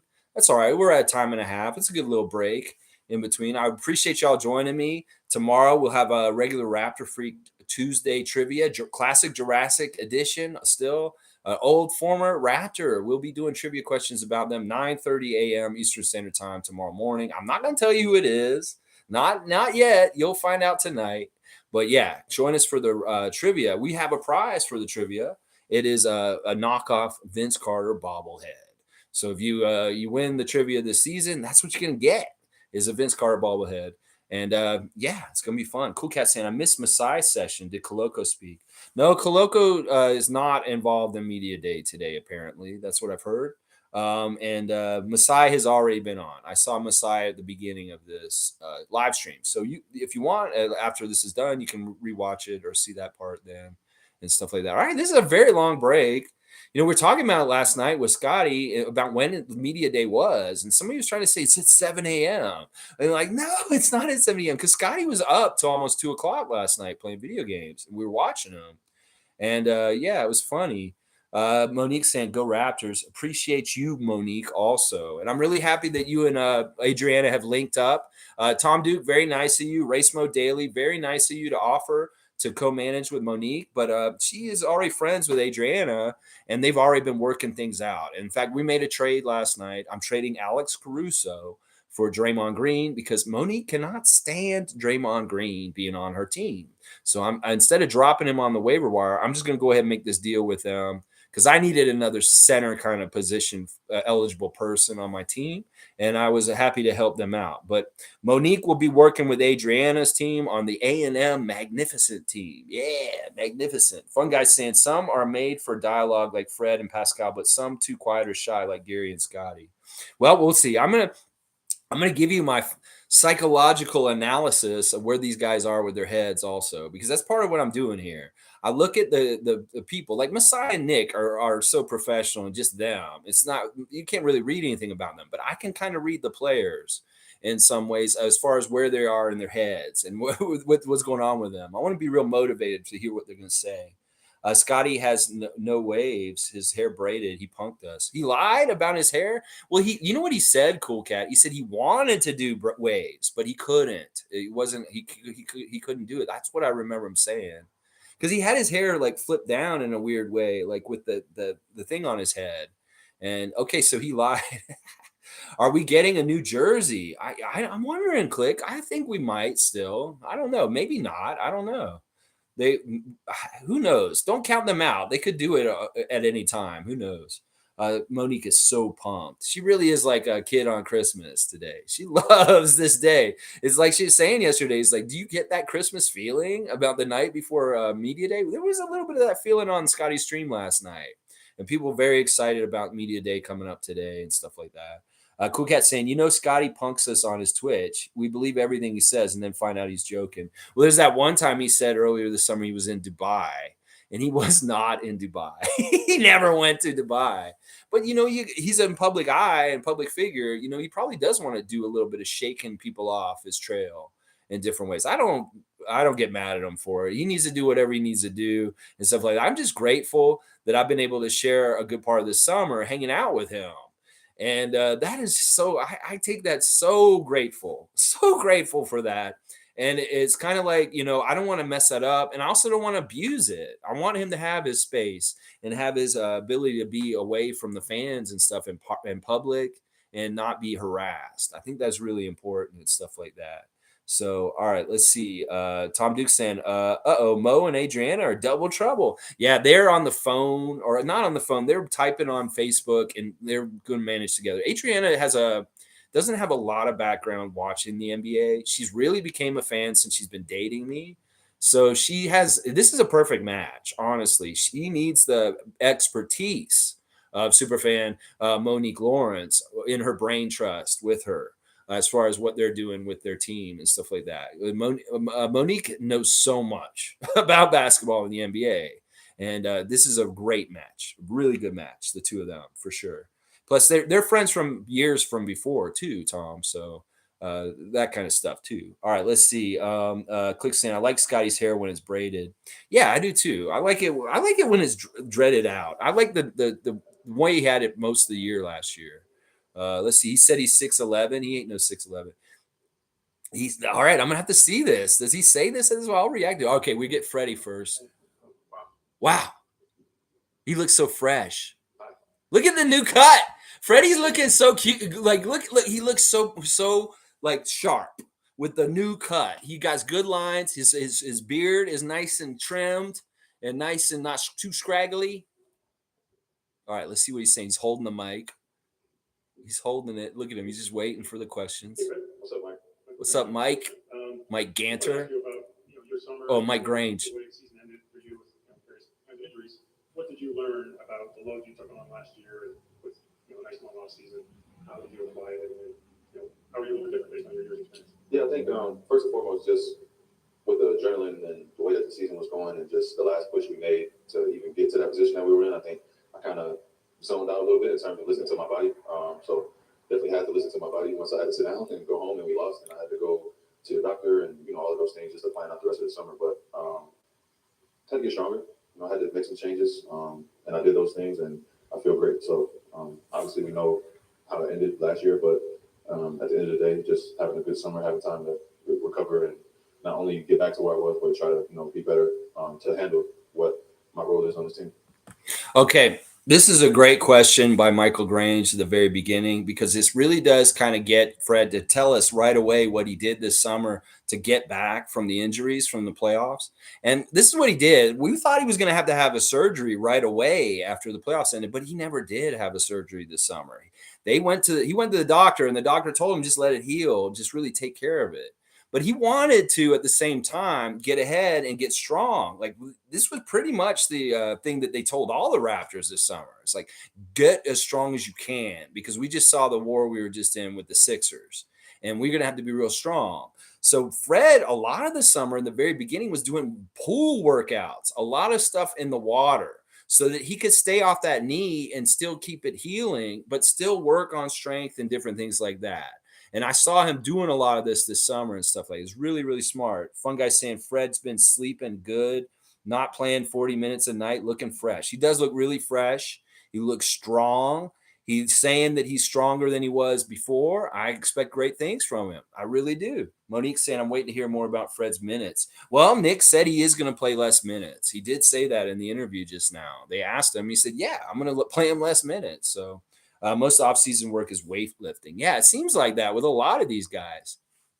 Hey, Greg, I'm good, though. What's up? The last time we talked concerning your extension, you said, if they want to talk, I'll listen. Mm-hmm. Are you listening? Are you talking? Where does that stand? What will go into any decision you might make? I'll just say that I love being a Raptor. I have a great relationship with management, ownership, coaching staff. Like, there's nothing I could really ever complain about, being on this team. But I'm definitely not gonna speak on contractual things, publicly. So you guys will know when it's time to know. But I'm happy where I am, and I think it's a mutual love. Woo! Woo! It's a mutual love affair between Freddie VanVleet and the Toronto Raptors. Yeah, I love hearing this. This really just echoes what he said earlier this summer. He wants to be a Raptor for life. They're talking. He's listening. He's saying something. They're going back and forth. Things are working out. He's not going to say anything right now because he doesn't want to be all out in his business. The Boston Celtics, you don't put your business on blast. He's taking care of it behind the scenes with Bobby. And they're going to figure this out. And Fred's going to be fine. I love this. I love this, Freddie. Well, watching the Parlay documentary Fred put out a couple years ago when his last contract was up, you really get to see that business side and how he could be feisty with Masai and Bobby about the money and stuff like that. So there is that whole other side of things. That's the thing. You can see how a pitfall for an organization could really turn into, once again, we were talking about OG and Nick Nurse and how that can be, or if Scottie wanted to be a point guard, Nick Nurse said, no, you can't be a point guard. Well, this is another area where you can get in trouble. is with negotiations between the front office for extensions and contract stuff with a player. And if it's not going well, it's not harmonious, that can cause real problems with that player. Things like Lamar Jackson wants more money in Baltimore right now. And that can cause a little bit of friction. Right now, they sound like they're on the same page, and this is the way you do it, and you keep it right. Yeah, Cool Cat's saying they respect each other, negotiating skills. Even Fred said that Masai and Bobby are good. They don't play. So that's the thing. They know that this is like business, and they're going to go in there with the agent, and they're going to go and talk to them, and they're going to have to figure it all out, hash it all out on the table and stuff like that. But that's the thing. These guys have to be able to be tough-minded with that, Bobby and Masai, but also have that other side. Is like, you're family and I love you, but let's talk numbers. Cutthroat. It's such a crazy thing and tough thing to balance and do both well and not have one too far on the other. Like, you could be just a hard ass owner or GM and say, no, I'm not giving you the money. And then like have a lot of people hate you, or you could be a pushover and give the player way too much money than they are supposed to get also. So this is really important balance.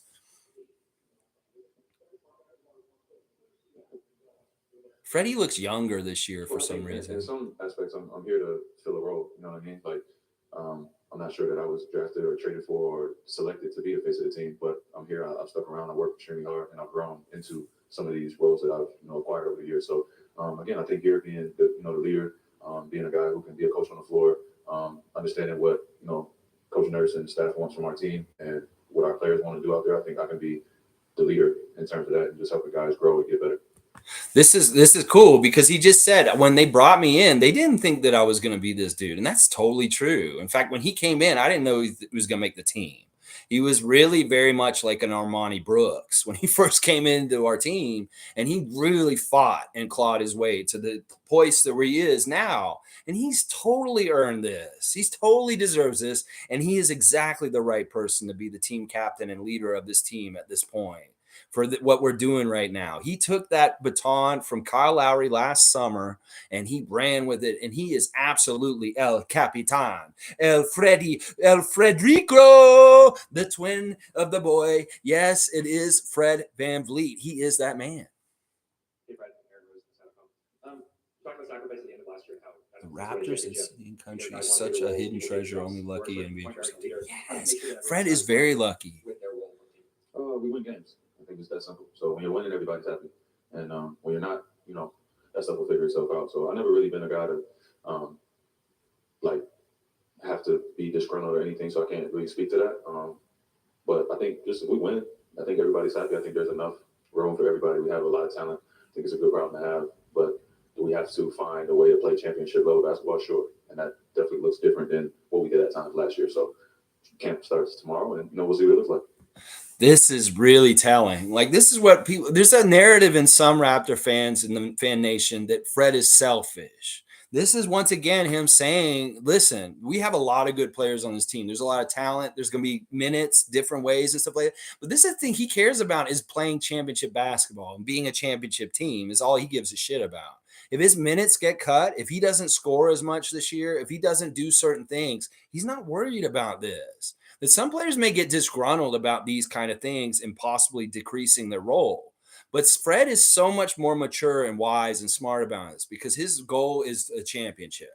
And he realizes if he gets a couple less shots this year because they're going to other Raptors this year, that if as long as it's in that championship feel and brand and going in that direction of what Nick Nurse and them want to do and he wants to do as a captain, then it's going to work.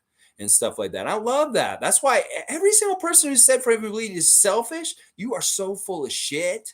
He is not selfish in the least. He is probably one of the most giving Raptors out of all of them and stuff like that. It's so crazy. And you're right, Fun Guy. He's lucky he got on this team. I don't know if he would have had this path as an NBA player in any other franchise in the league. That is really special, in particular, the fact that he was on a team with Kyle Lowry. And that Lowry could teach him as his understudy for the years that he is with him. That's really, really a big part of who helped make Fred VanVleet who he is right now, is Kyle Lowry and working with him. Win, win, win, win, win, baby. Yeah, Cool Cat saying had to take more shots last year because we lacked shooting on the bench. That's right. That's a great point by Cool Cat. See your own future in this league aligned with the future of this team. Masai said it's a young team, not yet ready to win a championship this season, but ready to make a jump. How do you ponder that in your negotiations or just your reflection? Again, I'm 28. You know what I mean? I know it might feel old on this team, but I feel as good as I felt in a long time. I had a great summer, so I definitely don't feel old. I don't see myself as an old player, and I'm certainly not old in terms of the role that I have. So it's a fairly new experience for me. Really, my first year at the helm by myself without Kyle, that in the backcourt with me. So this will be my second. And again, I don't know. I have to say it again. I'm not really going to speak on contract things, in terms of those details. But just where I am in this team, I feel great. I feel like I can fit here, and I know my value and what I bring to the table. See, this is once again the press trying to pry or take a little unravel, like saying, Fred, are you worried about you not having a place in the young core that's coming up underneath you? That, like, a lot of Raptor fans see this way also. They say, oh, Fred and Pascal aren't really a part of our future because they're a little bit older. They're part of the last chapter. Well, no, that's not how this works. It's very much like the snake skin again. It all melts and overlaps and stays together in certain ways. Sure, he's a little bit further down in his career, but he is definitely not an older player. As he said, he's 28. For Pete's sake, this is like not even going into his prime years. So we've got to think about this. That, like, if you think about somebody like Steph Curry, how old is he at this point? And what level is he playing at this point? They are similar players in some ways. So it is not crazy to think that Fred can't play for another 8 to 10 years in this league. So people need to stop like getting crazy about thinking that him and Pascal are old or washed. These guys aren't even into their primes yet. They're just starting to scratch into their prime years right now and stuff like that. I love this. That's right. Cool Cat saying some fans don't understand the succession planning strategy. And that's why winning while developing the next leaders for transitions. Exactly. It's the Spurs model for years and years and years. And we're doing it up here in Toronto. And we're doing it very well.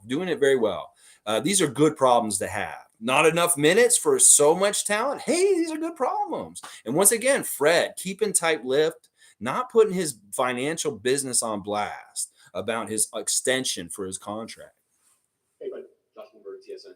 Hey, somebody's shining a light in his face. A very young team, new team, and it showed early in the season.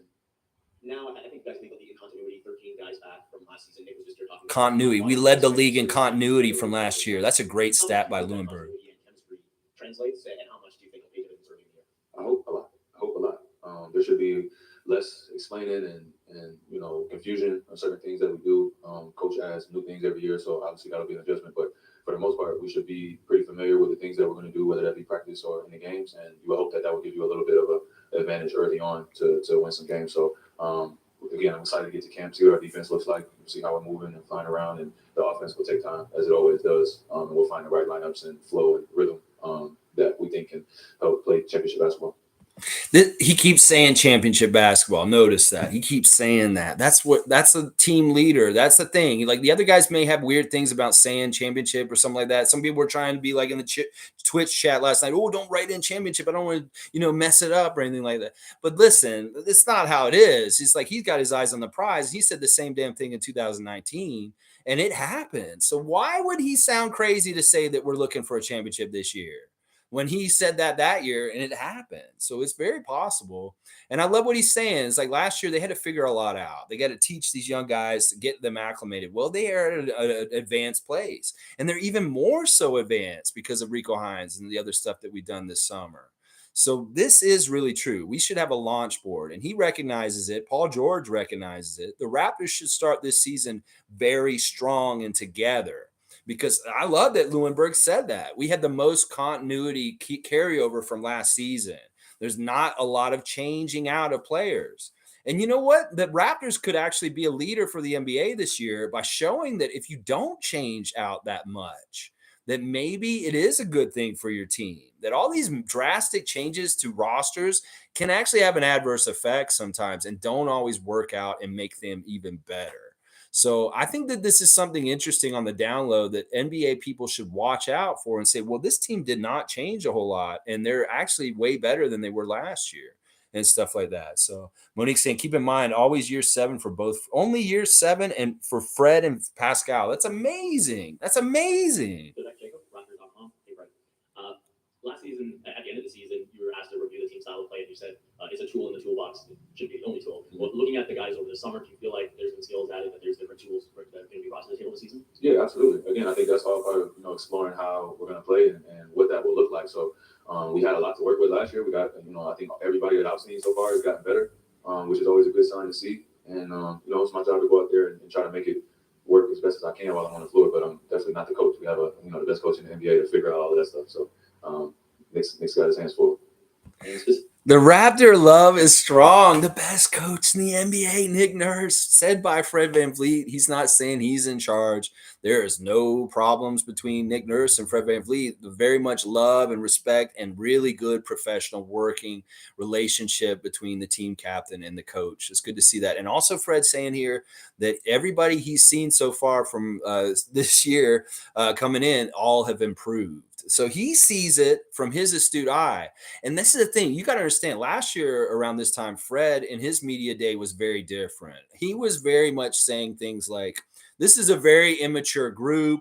I don't know how good we're going to be. We're going to have this is going to be a learning curve. And I don't know how good these guys, that's kind of stuff he was saying last year. Well, this year he's very confident and very different about what he thinks about the young players and what's coming in. And I can't blame him for last year. He's coming in with Delano, Scottie, Justin, Precious, all these youngsters that were unknowns at this time. Well, he knows them now. And what he's also saying is that he's saying that if everybody's seen, they've come in and they look like they've improved or gotten better from this summer. And that is really good. I know he's talking about people like Scottie and Precious, the young guys he wasn't sure about last year. So this is a huge part of how things are going to be better for us this year. Fred can see it from the inside.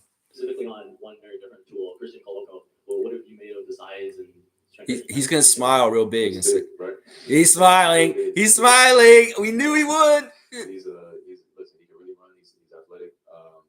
He really knows how to play. He listens. He asks questions. So I had a good time with him over the summer, working with him. Oh, yeah, you did. Because I think that we can use him if he ends up being ready. So, again, those young guys' development is kind of all up to them and how it fits within the team. But I like what I've seen from him so far. He's a good kid, too.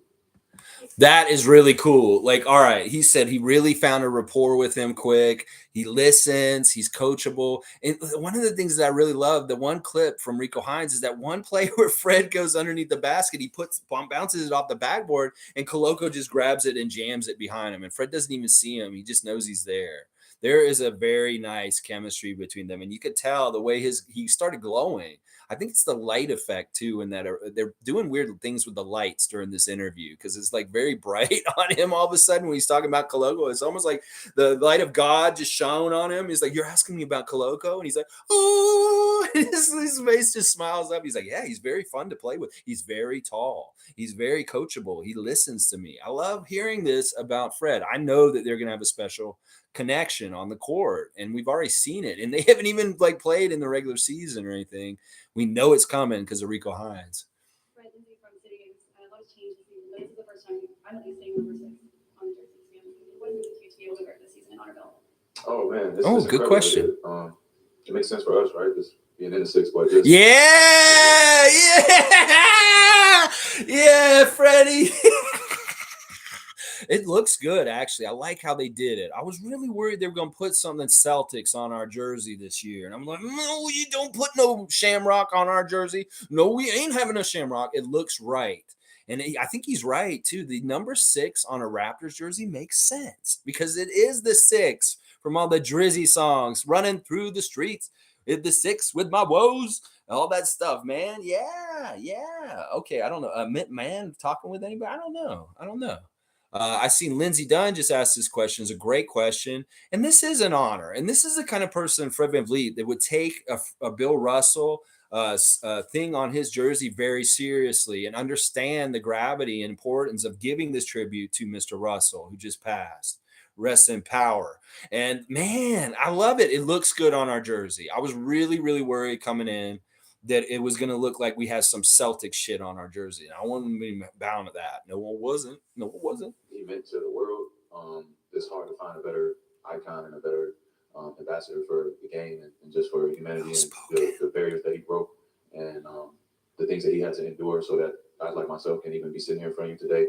It's hard to put into words, what exactly he meant, but just an incredible human being and a guy that definitely needs to be held up in the highest respect, to the end of time. So he had an incredible journey and incredible life, and meant so much to so many people. Fred is really one of the most politically minded Raptors. And I just love, he understands, like I said, he understands how important Bill Russell is inside the game and outside of the game of basketball. And man, Fred is awesome. Fred is really, seriously, very intelligent. He is on top of a lot of different things in the world.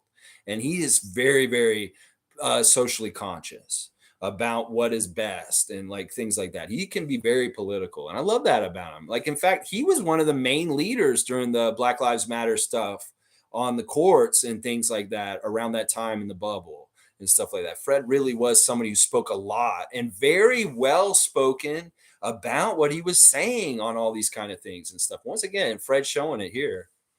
Hey, Frank, last media day, you were asked what the definition of the guy was. About Pascal. You said anyone who takes. Oh my gosh, they're bringing this shit up. Last year he did it and shot really well. It seemed like the prediction came true. How would you say Pascal grew into the role, and did it feel like that media day was sort of prediction for the? I mean, most of my predictions do come true. Just I don't know if you noticed or not, but all right. I hate that they're asking this question because last year it was a stupid question too. When they asked Pascal this, he was like, "What do you, the man, the guy?" I'm like, well, Pascal's kind of dumbfounded by it. Well, the question was dumb, and this guy's even wording it really weird. How did he grow into this role? He had this fucking role before he got hurt. He's been this dude already. It's like you're not paying attention. He got hurt and it went away, and then he had to come back and reclaim being the man, being the guy for us. And he did. He did perfectly. In fact, there's some people, stupid idiots on Twitter, make a dumb post about his contribution to the law school at University of Toronto that just don't fucking get it. Pascal Siakam is a real one. He is the man. And I don't understand why this guy's asking this or bringing this up. It's just there. You can see it on the court. There's things that you guys are pretty good, right? You guys watch the game. You spend time around the game. Many of you for many years. He's going to tell him. But there's just a different level of understanding when you're just in between the lines. So there's things that we see, that we feel, and that we know that, it'll be hard for you guys to ever really understand. But I think Pascal looked pretty good to me last year. So it was really good to see him back. All you guys are back in love with him again, which is great to see. And, we just want to keep it going, and he's gotten better. So I'll just say that. I'm not going to put a whole bunch of pressure on Pete. He can handle it, but he's gotten better from what I've seen. I love this. He just said, and he's talking to me too. He's talking to the media. He's talking to everybody. There's just some things that you will just never understand about basketball because you're not in between the lines with us. And this is so true and stuff like that. And man, Pascal is a badass. I also love that he also said, I'm not going to put any extra pressure on him, but I know he can handle it no matter what still. It's really, really awesome. Really great. Fred's been the knockout of the park interview so far for me today. And Fred VanVleet just slapped the media. I wanted to see him just basically he'll verbally smack down people. He'll do that like Lowry used to. And the question's stupid and stuff like that. He'll do this. And so hey, Summer Love's saying, is it live or are you watching replays? I'm watching the replay, Summer. It happened live earlier, but I'm rewatching the whole thing for the first time. I didn't watch it live earlier. So this is a genuine first reaction for me watching it and stuff like that. Yeah. Good to see you, Summer. All right, let's see what Fred says next. This offseason, did it almost feel like it sort of a step back to your benchmark day? Because it seems like you guys, as a group, spent a lot more time together. And was that orchestrated by the team, or did that just come about? Yeah, I think a little bit of both. I think it's just back to regularly scheduled programming, and we got our asses kicked. We can make excuses all day, injuries and whatever, but we lost to a team that we thought we could beat. You should have beat. So it was time to get back to the drawing board. COVID slowed down. We got out of Tampa, so it was our first regular real offseason back together that we're used to having. And so myself spending time in LA, Pascal being in LA, it added to the young guys, and then everybody else is young anyway. So they're going to be there. Gary Trent, OG, Precious came. So we really had most of our whole team together for some time, a couple of days throughout the summer, and I think that's valuable reps and just time together to build towards the season. Really true. Really, really true. And shows the commitment and the seriousness that the Toronto Raptors roster takes playing for the Raptors. Is that they don't have to do this. It's not mandatory. It's against the rules for the Raptors to say, y'all need to all come out to LA for this particular time. They just did it on their own and on their own dime. And that really means a lot. That shows a strong commitment by our team. And other teams did this in different ways and different places also, but not on the level or scale that we did. Like, not only do we have the most continuity as far as our roster not changing from last year compared to the whole rest of the league, as Lewinberg pointed out, we had the most guys all collectively getting together and working out. I mean, what other team got their whole core and then they're like 905, two ways, and all the fringe guys all together all at the same time this summer? Hardly, I don't think anybody else did. Only the Raptors. Yeah. Right, that's a great asset to have, a great relationship. He was already extended family. You know, him and Pascal have a great relationship over time, but not for him to actually be wearing a Raptor shirt. I think it just is the next step towards, adding real talent to our development program, and which was already, viewed as one of the best in the league. So to add another guy to that, I think the rich get richer. Thanks, Fred. Samson Folk, Raptors Republic. Much was made last year about how your catch and shoot 3-point percentage was over 50% for quite some time, and you've been one of the best catch and shoot shooters, all shooters in general in the league. Are you excited with Pascal, with Scottie's ascension, with OG, to be able to play off of those guys a little bit more and to truly be able to? It's one of the NBA's best weapons. Oh, so you heard I was a shooting guard. Yeah, I think again, just more of what we've been doing. Like, we found success. We got to zero in on what that means for everybody. There's certain things that we do well. There's certain things that we try that we don't do so well. So I'm not one of those guys that needs to play with the ball or needs to play without the ball. Like, I'm just a basketball player and I can make it work. And the funny part is this thing has grown. Like, I'm the one dominating the ball the whole game. I don't even feel like I had the ball that much. So maybe I'm the crazy one. But definitely, I think keep creating catch and shoot. That's the easiest shot on the court for me. And we'll see how many of those we can create. But we definitely got the weapons and the personnel to do that. So we'll keep growing. We got to work. We got to get to work. And it's not going to be pretty. So you guys can write whatever you want. But I think we start early. We start getting to work and with the goal in mind to build a championship caliber team. This is awesome. Good job, Samson Folk, bringing up this particular subject, because this is a lot of the speculation about what we're talking about with Scottie playing point guard. What does that mean for Fred? Well, it means a lot more catch and shoot. It means that, he's going to be looking more like a shooting guard this year. And he said that with a little bit of pain in his voice, but he also said it with a very much of the understanding of the ultimate goal. And that he is a basketball player, that he can play off the ball or he can play with the ball, and that he doesn't feel like he has the ball a whole lot, but maybe he's crazy. Yeah, Samson's really good. Samson's one of my favorite people covering the Raptors in general, just because he's done a good job for a long time. I used to listen to his reactions like 4 or 5 years ago on Raptors Republic, and they were really on point, really on point.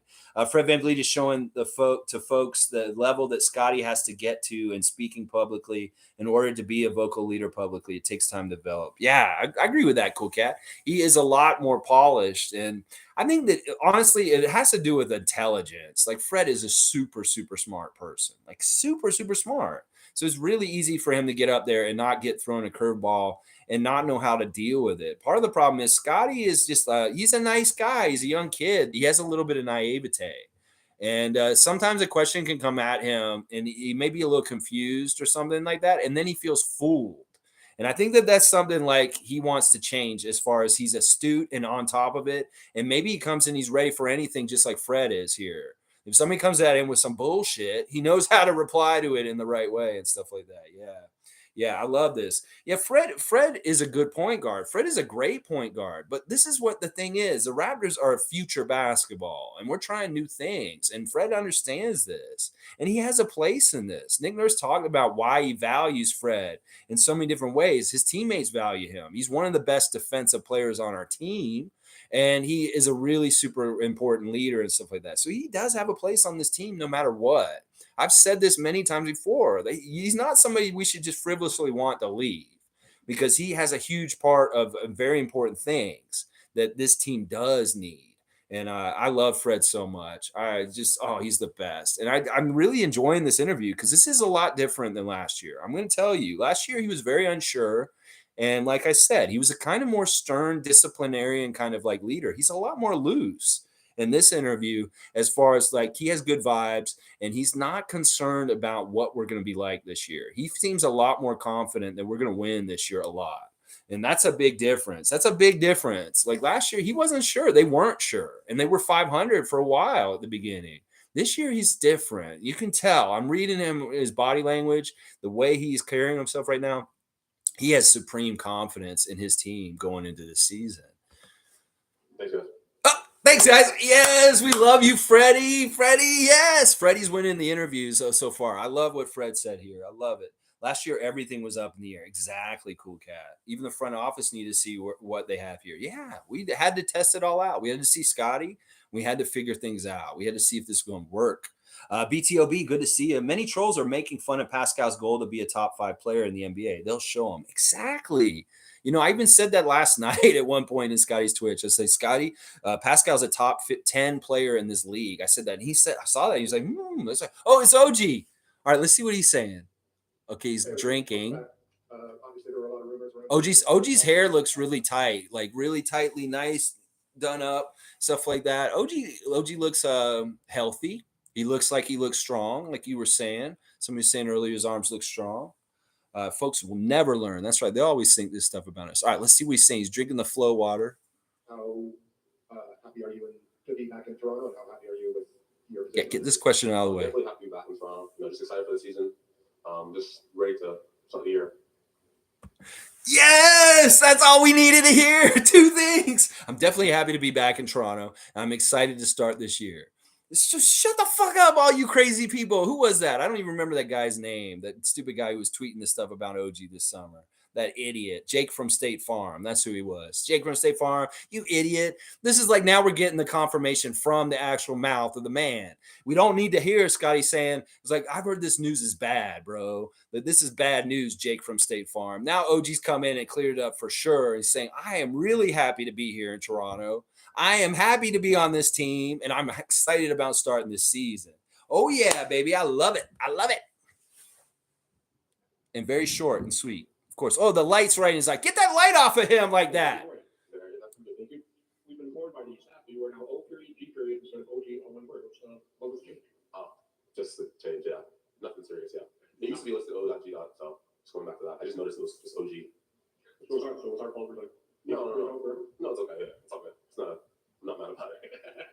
So wait, he's changing his name to O.G. instead of just being OG. So we got to start putting dots in between the O and the G. Whatever he wants, we'll do it. But that's interesting. I think that's what he's saying, that he doesn't want it just to be OG. Like, let me type it in. He wants it to be O.G. Anunoby. This is Sports Corner is coming to Toronto for a game soon. He's asking for advice. Lex, you may want to go on his post and help him out, or anyone giving a hotel and food advice. Maybe. I'm not really good at that kind of stuff. OG. Well, I thought part of it is maybe because it's OG, like from like OG, you're an OG, original gangster and stuff like that. But okay, if that's what he wants, we're doing this. It's kind of like when Akeem said he had an H at the beginning of his name. He's like, I'm not just Akeem with the Akeem. I'll put that H on the front of it. It's Hakeem Olajuwon. That's right. All right, so let's see. OG. All right, keep going. Come on, go, start. All right, first, small change. Small change. No big deal. Just over here, Adam from Daily Live. I wanted to ask, Scottie said on a recent stream he was doing, he said that you were his favorite player in the NBA. What does it mean for a teammate like Scottie to say that about you? Oh, it means a lot. I would say the same about him. I love playing with him. So I'm not surprised he said that. He's a good friend of mine, really close. So I'm not surprised he said that. Yes! Raptor friend love! Yes! This dude's cool. Whoever is bringing up Twitch, Scottie's Twitch, I was like, whoever brings up Scottie's Twitch and the media day-to-day is cool because they're getting their knowledge from things. And this is so awesome. It is reciprocated that OG feels the same way about Scottie as far as he is his favorite player. And he said they're very close. Yes, I love this. I love this so much.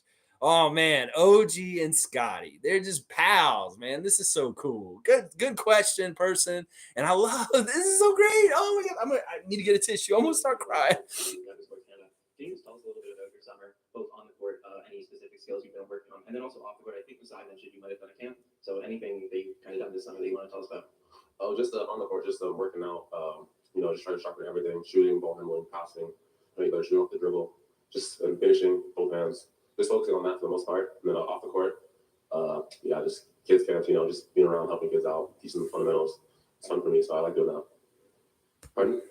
Whoa. All right. So I'm figuring out what's going on here. There's a window in this room and there's light coming in and out because the clouds and the sunshine from outside. And there's different points where the sun is shining right in his face. He's like trying to listen and stuff like that. But he's been somebody we haven't known what's been going on with him because he just doesn't have any online presence. And everybody's been worried about him because of the trade talk and him possibly not liking his role, bullshit and stuff like that. And he's just been silently working, doing his thing, working on both hands, as he just said, which is really awesome. And looking at him right now, seriously, his arms look very big right now. They look even bigger than they were like last year or anything like that. It's really crazy. Scary Dylan saying OG feature on Scottie's Twitch. Well, basically what happened, Dylan, is Scottie was asked by somebody in his Twitch chat one day who the best player in the NBA is. And he didn't say, it was even the best player now. He said the best player ever to play in the NBA. He said OG. He said the greatest player to ever play in the NBA is OG. And then they said, who would you want to play with out of anybody in the league? And he said OG. So he kept saying OG. And that's why this reporter was asking, well, Scottie said this about you on his Twitch. And he said, well, I say the same thing about him back and stuff like that. So that's what that's all about. OG has not been on his Twitch, though. Big Four and OG, let's go. Cool Cat saying OG, Scottie, Precious were hanging out in Miami early summer. Gary was there also. There was a few of them there. I think Fred was also there. Tom Duke saying his answer for what player of all time would Scottie play with? Yeah, OG chemistry. I love it. I love it. The bromance, as Monique put it, saying, I love the chemistry between them. I'm so close to dumping the Celtics. You know what? You should possibly consider this after the developments last week and stuff like that, Dylan. You are in northern United States and New England, and you are very close to the Canadian border. So if you want to sneak across the border and come and be with us, come on over. You're a 20-year Boston Celtics fan. Wow. It's up to you. Listen, you're already here with us. If you want to make us your second team, I know that's kind of hard to like root for both teams, but yeah, you know what? Listen, we're here for you. The Raptor Freak cult. You're kind of a green Raptor Freak already. So, it's up to you. It's a free country. You want to come and join us, you can be in our stand. We're all about you coming and being with us. All right, let's see. I helped out one camp in London, and then I helped out with a ads camp in Memphis. Okay, so he did do some camps. He helped out in the camp in London. I think that was Precious's camp, and then he did one in Houston or something. I don't know, or France or something. I don't know. That's cool. That's cool. OG is very short and succinct. I love it. Two questions for you. What was the most enjoyable thing you did this summer that was not basketball related? Most enjoyable thing. I don't know. Probably just, yeah, I had a good summer, but the most enjoyable thing, I don't know. I was reading a book.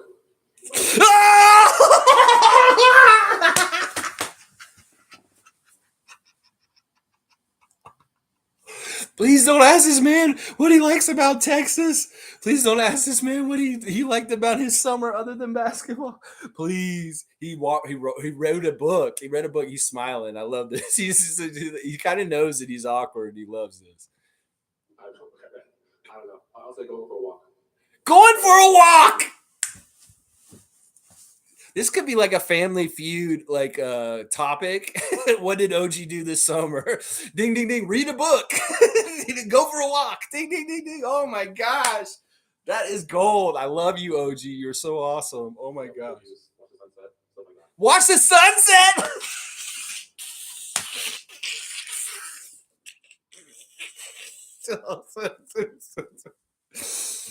Oh, my gosh.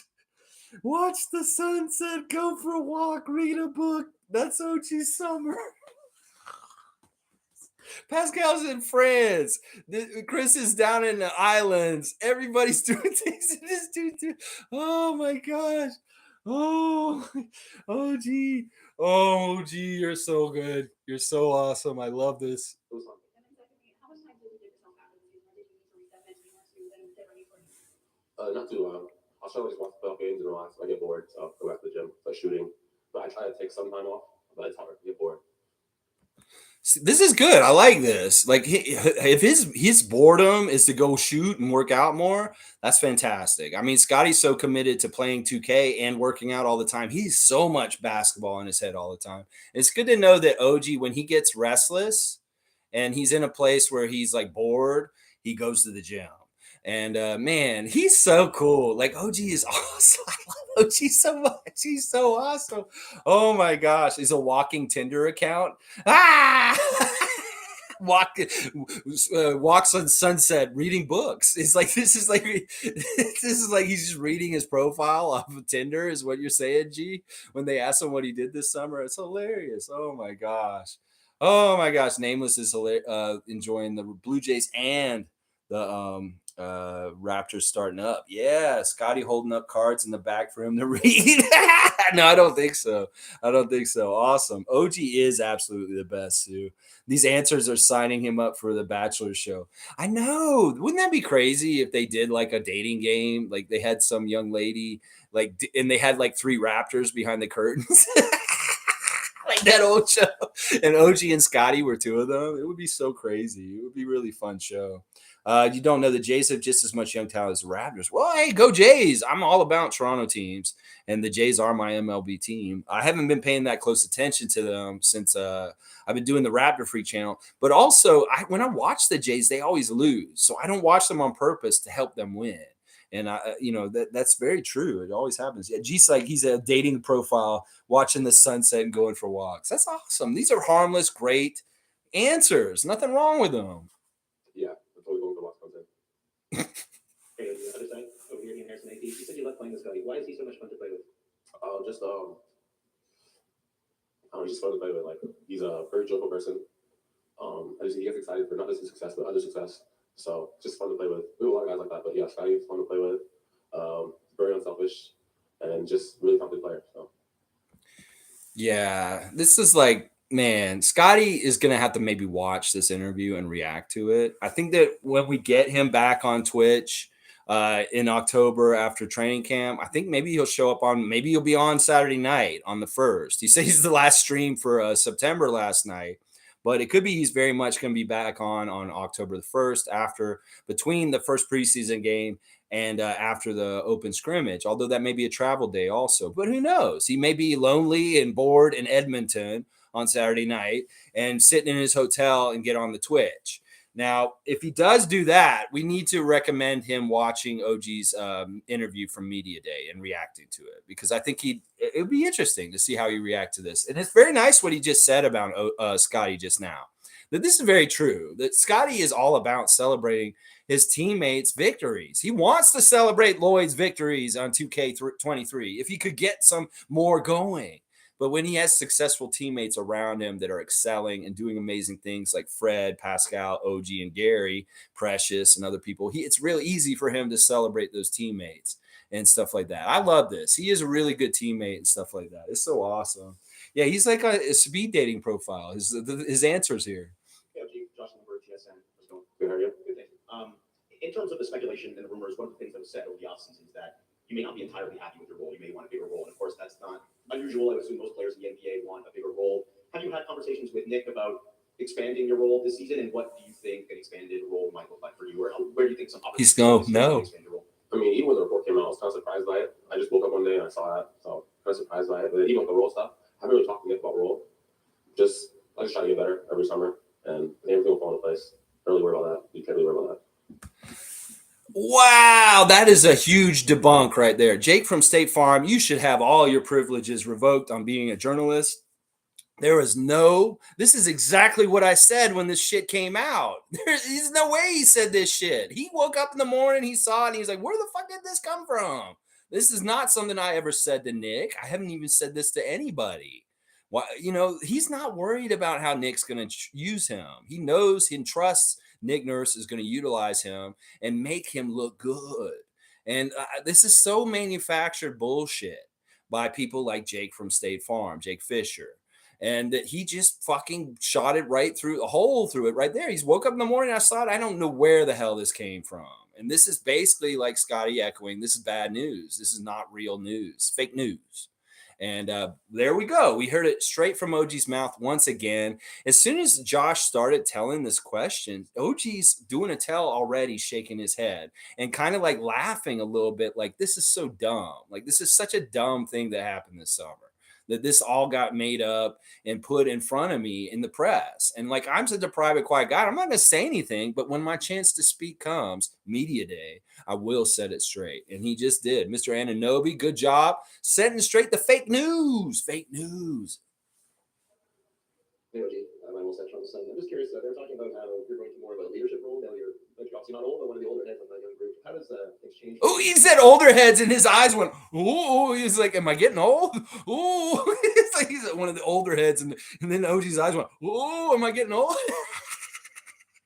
Well, it's true. Like, he should be more of a leader as he gets older and stuff like that. If not in his play, in his play, if not as a back behind the scenes kind of leader and stuff like that. I think he's a leader in unsung ways, like for Scottie as a role model for a pro who's been in the league for a while, and he can show him the ropes and teach him things about the NBA and stuff like that. That kind of stuff.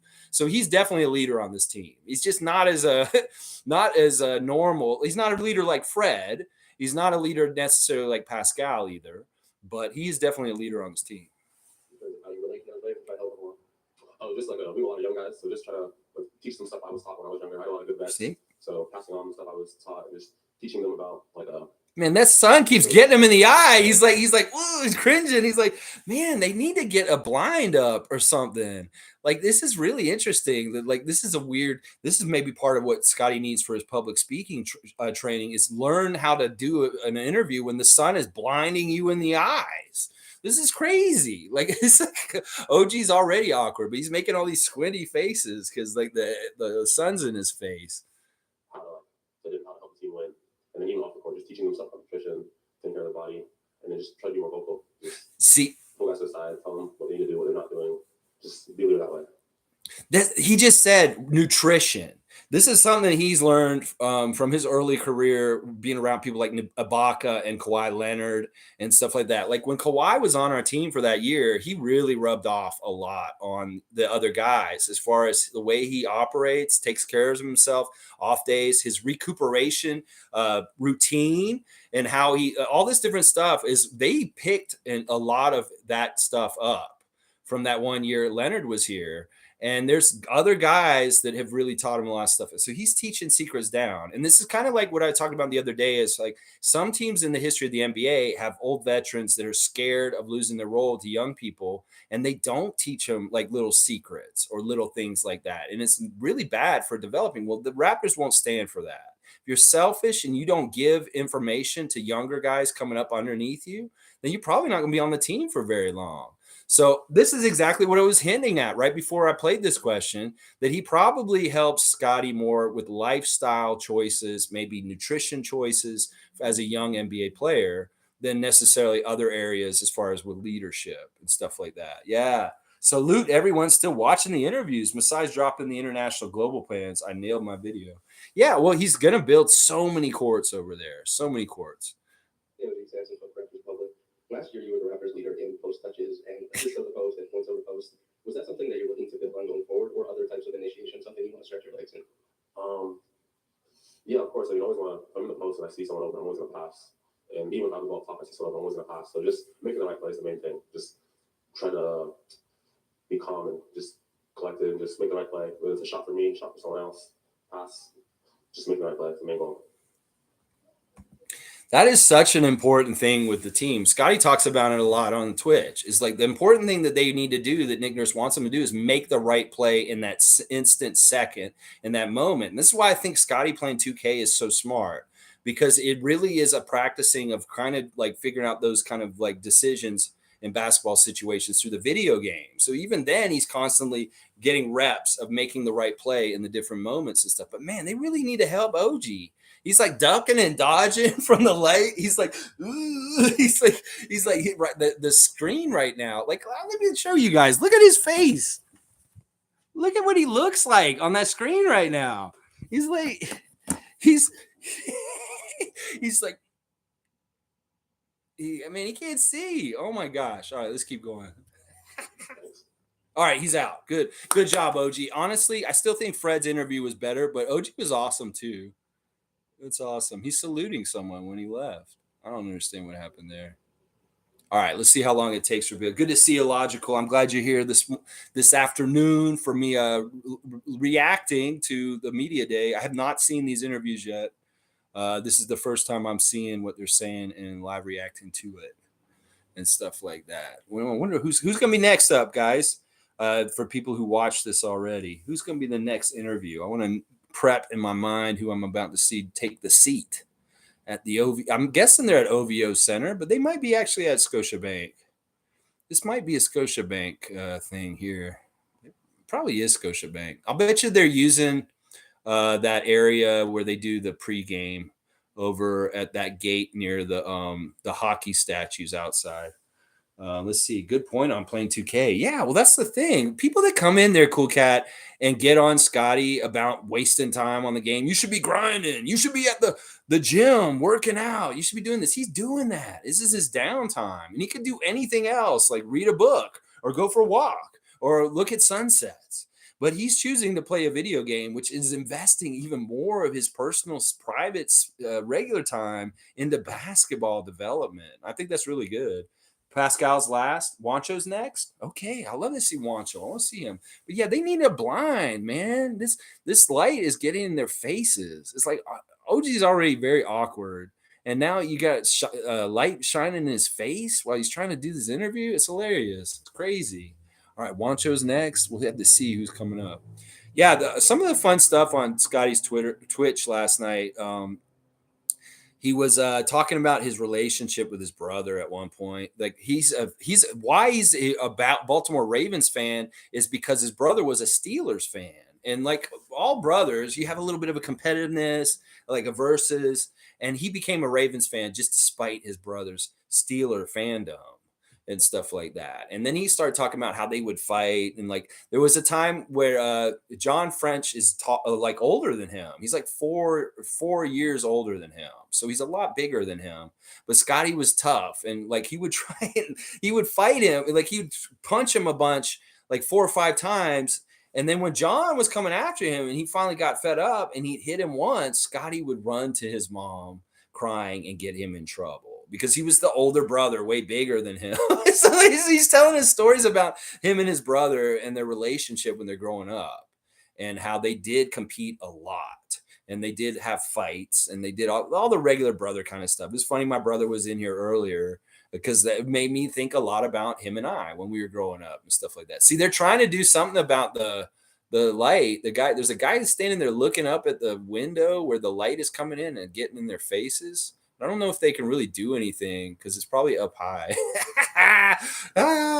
It's so funny. Crazy. I can see Lindsey Dunn walking around in there. But yeah, that was interesting to find out about Scottie and his brother's relationship and stuff like that. He does reveal a lot on there, and we really are getting to know him in different ways and stuff. He was very much talking about the Raptors and how much he loves playing for the Raptors and his teammates last night. Somebody asked him last night whether he liked playing with the Raptors. And he said, oh, yeah, I really do like playing with the Raptors. And I'm really excited about getting back together with the guys this week for training camp.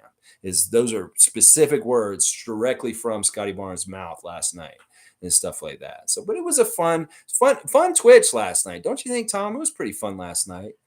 You were going slow. 10-hour stream coming up. Scottie Barnes is next. Okay, cool. It's just that there's a downtime in between the interviews, and I figured this is a good time to take a break from the interview parts and just do the normal Raptor Freak talking stuff, like updating people on the Twitch stream last night, the 4 hours that we watched Scottie last night, and stuff like that. So we'll get there. I mean, maybe I can jump ahead. I don't know. I'm hoping this won't be too long. I mean, what's my record, Tom? It's like 4.5 hours, right? I've done a 4.5 hour stream before. I don't want to get that close. I'd like to get this done, hopefully, in the next hour and a half. So if this ends up being like a 3.5 hour stream, that's no big deal. Yeah, I did over 4.5 during the playoffs this year and stuff. But Scottie's got me beat. I mean, he's done like a 6 or 7 hour stream before. Like he did like a 7 hour stream this summer at one point, and it was just insane. I'm like, oh my gosh, 7 hours is crazy. Oh, Mari's saying you could just go to each individual stream. Okay, they have them each posted now. I'm just doing like the whole thing at this point. Let me skip ahead and see where Scottie gets there. Okay, it looks like it's going to be a bit. Where is he? I'm just going to start skipping ahead in the streams until they get there. All right, yeah, that was like 10 minutes. All right, here we go. OG's killing it. Yeah, OG did a great job with his interview questions. Okay, Scottie's coming in now. Yeah, I'm gonna skip ahead and get to them when they're about to sit down. So Scotty's gonna sit down any second now. I just got it set up. There's Paul Jones. You can see Paul Jones there. Nick Nurse using football. Yes, Nick studies every sport, like I said. Yeah. Yeah, I'll get it. We'll get it through. I mean, my streams are long anyway, like half the time. Okay, here comes Big Four. Okay, yeah, he's got it all tied back. Look at him. He's holding the mic just like Fred. Let me just assess what he looks like. He looks a little annoyed. He's like, yeah, let me take care of this bullshit. It's like this is like he's coming in a little bit of Eye of Tiger, like a little annoyed. I can tell.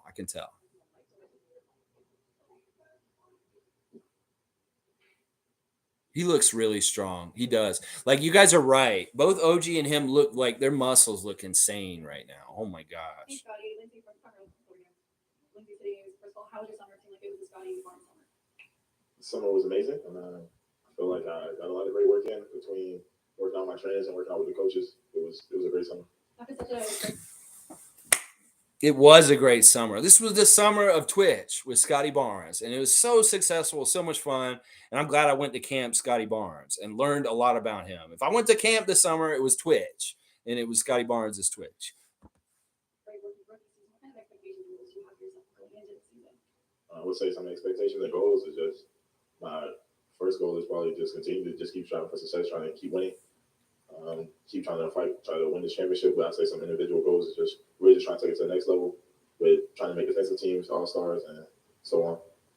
See, this is the thing, and we were talking about this kind of with him last night, is that he's very amorphous. Like there's no real direct goals. Like he doesn't want to set specific stuff for sure. Like sure, all-star, sure, that's one.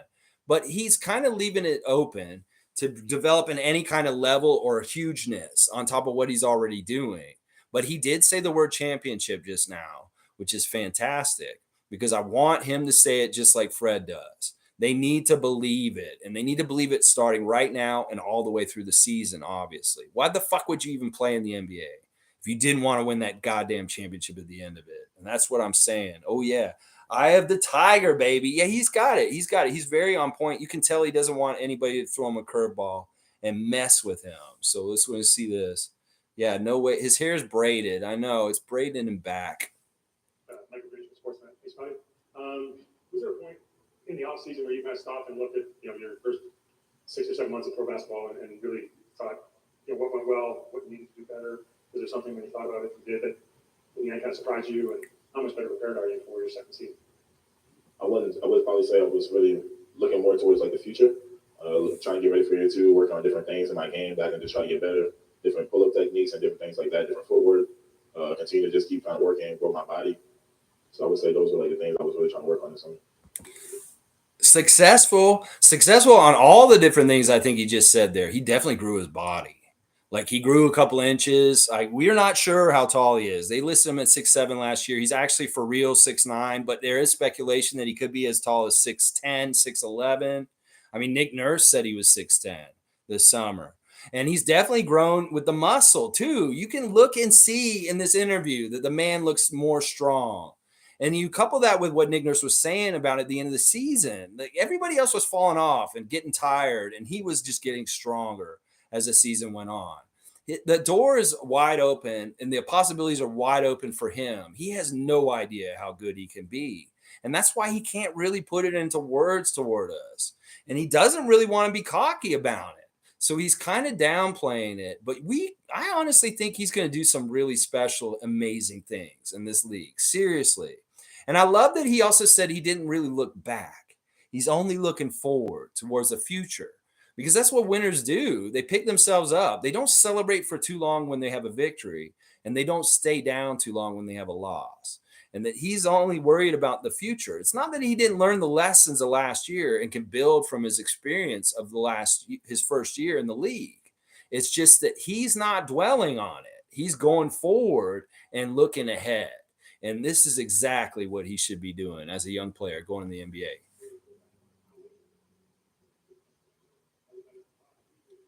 I didn't really have no expectations really going into it. I just going into the situation just being me, taking it one game at a time, just trying to win. And then everything that came with winning just really came with it, trying to play hard and win basketball games. Thanks, guys. That see, like, look, he came in with no preconceived notions about coming to Toronto last year. He knew it was going to be a good situation. He's smart. He did his homework. They're going to do homework on him and figure out who he is and make him a good draft pick at number 4 last summer. He might be doing the same from the other direction about the organizations in the league. And I'm sure he was very, very pleased. Like I've said, and I in some ways I've said it to him in the Twitch. I said, you're very lucky the Raptors picked you, because you could have gone some other places. You could have had a whole different kind of year than you did this past year. You may not have been the rookie of the year on another team and stuff like that. So, yeah, it's pretty crazy. He's definitely taller. He's definitely taller than last year. And, on the Raptors media, they're saying 6'8", but he's at least 6'9". I know he's 6'9", at least 6'9". It's kind of crazy that we don't have a definitive thing on this. Nick talked about you seeing yourself as a point guard. Do you see yourself as a point guard, and how do you? He just smiled when he said that. I always have those point guards things, but I feel like I can do it all, no matter what it is. I can play any position, so I don't really try to limit myself to one position. But I always been seeing myself as a point guard. I feel like that's why I went to Florida State. They gave me that promise that I was going to be a point guard of that team, so that's why I went to Florida State, baby. One of the main reasons why I went there. So I feel like I always saw myself as a point guard, but I always see myself as I can play any position, so it doesn't really matter what position it is. I play it all. Okay. He sees himself as a point guard. He's told them at the press conference, hopefully you media people will see that he sees himself as a point guard, but he can play any position. He said that, but he sees himself as a point guard. That is why he went to Florida State, because he knew Coach Hamilton would let him play point guard, because he'll play a big at point guard there. Scottie, or myself, Yahoo Sports Canada. Tell us about the Scottie Barnes scholarship and why you felt it was important to kind of. He looks tired. He looks like he was up late. Be able to give back to the community in some way possible. I feel like that was one of the main things that I really went into that deal, was because to try to give back to the community. I feel like it's important to be able to do other things in life. I feel like that's a very great thing to be able to do. We need those people that's going to be able to build houses and put things together.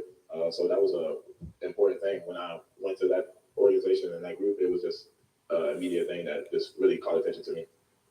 This is great. Like they said earlier, the players on our team are giving back. And Scottie took a question, kind of like what we were talking about earlier with Fred, and he answered it very astutely and very well. Cool Cat and I are going to be watching his development over the years with his public speaking. And he just got a softball just now thrown to him, and he answered it perfectly. He did a really good job right there. Really, really good job. Let's see. Yeah. He really is pushing it hard. And honestly, it's a thing that I can really get behind myself. I think that for too long, people in society have pushed that you have to go to college and get a degree at a university. And this is not true. That you can do all kinds of other things that are very important and make a very good living doing other things. And I love this guy's putting a focus on trade school, and not only just that, with BIPOC people and stuff like that. This is really good work. And I'm glad somebody asked about this. I'm over here from there's been a lot of young players in this league that have made a big jump in their second year. You look at LaMelo Ball, Trey Young, Luka, et cetera. When you see those guys make that kind of jump, what does that mean to you, and how do you feel like your second year jump will be? I would say I feel like I'm gonna make the jump by. I'm just gonna be who I am on the floor most of the time. So I'm not really overthinking. I know what I can do on the floor and how I impact the game on both ends of the floor. I know I can play defense at a really high level. So really just try to take that next step there. And then I know what I can do on offense, but keep trying to add things into my game. So I feel like that's what's just going to take me to that next step. Keep adding things to my game, and I know what I can really do on defensive end. He's just got to be himself. It's pure and simply that. He understands that he is the kind of guy that he's got to just go along with the ride. In fact, there's some wisdom to this, that he's not like a big-headed and like egotistical. They're like, oh, I'm already going to be this person. I'm going to be this person. He doesn't know exactly yet. He doesn't want to get ahead of himself. But he also doesn't want to limit himself. Him and Precious are very similar in this way. They don't limit themselves in their own minds. He understands he has a really good skill set. He understands he's in a really good situation. He just wants to see how this is all going to happen and let it unfold. And I think that those are really good comparisons by the interviewer, saying Luka and LaMelo in particular, that there was a jump in their second years. And that this could be something that is very much mirrored by our young Mr. Barnes here. That he could see that kind of jump into a new level of stardom in the league. Even though he said to me last night he's not a superstar. We could be saying this by the end of the year this year. We could be very much so saying that. He did look huge in the open gym. How can you help kind of lessen his workload? I hope so, Monique. I feel like even me watching Fred as a point guard and how he uses his voice so well to communicate to his teammates, I see that he pushes me on the floor when I'm playing with him to try to use my voice more, to see me try to start off the sets and see what plays to run. So he pushes me to be able to go into that role to help me just be more confident on the floor so I know what I'm doing. So he pushes me to know all the plays and go with each other's tendencies and try to run the offense. So maybe what he's saying is he's getting the baton passed to him from Fred that was handed to him from Kyle. That there's certain floor leadership stuff that Fred's helping Scottie develop and learn and stuff like that. I love hearing this. And you can tell that Scottie really looks up to Fred as a leader and what he's teaching him. Now, this is another way that teams can go wrong. A young kid could not listen to an older player and not really take him seriously and say, well, I've been telling you to do, if you do it this way, you'll really have success, Scottie, but you're not listening to me. You keep failing. Well, he's listening to Fred. He really much respects him, and he is taking his knowledge. And if we take this kind of idea that this proprietary knowledge that Kyle Lowry knew, that he gave to Fred, now Fred's giving it to Scottie. This is really good. This is part of how the culture gets passed down and stays here in Toronto, no matter who's here. And I love that this is happening right now. I love it so much. All right, let me keep going with Scottie B. I know your playoff series was obviously interrupted by an injury. He's so pissed about that still. What did it teach you about that level of play, and how did it inform your offseason work? Repeat it one more time. What did you learn from, I guess, the extra intensity with the playoffs, and how did it inform what you wanted to do this offseason? I feel like I used that as a huge motivation. I feel like we saw what we can do as a team as well throughout that series, and how far we know we can go further than that and push ourselves more. But I see the level of competition, and it takes it to a whole different level. Mm-hmm. Dedication does obviously rise. More physical. To see that difference, the regular season and that postseason. For me, as year one, seeing that, it really takes a different mentality. It takes a different level of competitiveness. See, he can't know that going in. It's not like that it downloaded right into him already, just to jump up in physicality and intensity that the NBA playoffs is. It really is like you have to break your seal on it. Like you have to go in and feel it for the first time, and then you understand it more. Because he had no idea. And now he knows, and now he can really kind of think about it and understand what to expect in his second year. And this is really, really important to know. Fred VanVleet is mentoring him. Yeah, for sure. For sure. Going through last year, obviously having a very successful rookie season, what are some challenges, or what do you think an area of challenges for you going forward is next season? I would say area of challenge for me, see how I can just get better. How I'm going to take it to the next level this season, how we as a team going to take it to the next level this season. Me just being able to be showing the work that I really put in this summer with shooting the ball. Just really try to take that to the next level to show my shot making, how I'm getting better on the catch and shoot, and just really just take it to different levels. Oh, and he's done. That's it. That's all we got from him. Yeah, he's a little bit more on the OG scale of not speaking a whole lot. But you know what? He said a lot of good stuff in there and important stuff. Things about how he's building off his rookie year, going into the season, what he expects. He doesn't expect anything too specific, but he knows that things are going to happen. I mean, Nick Nurse, the way he talked about Scottie earlier is giddy about the prospects of Scottie Barnes playing point guard. That this may be a huge way that he gets unearthed as a superstar in this league from his play as being a playmaker on the court. Kind of similar to LaMelo in some ways. So this will be very interesting to see what happens this year. It's going to be very interesting to see. All right, let me see how long it's going to take for somebody else to get up there. Somebody get up there quick. Okay, Juancho's up there pretty quick. Let's see. Here comes Juancho Hernangomez.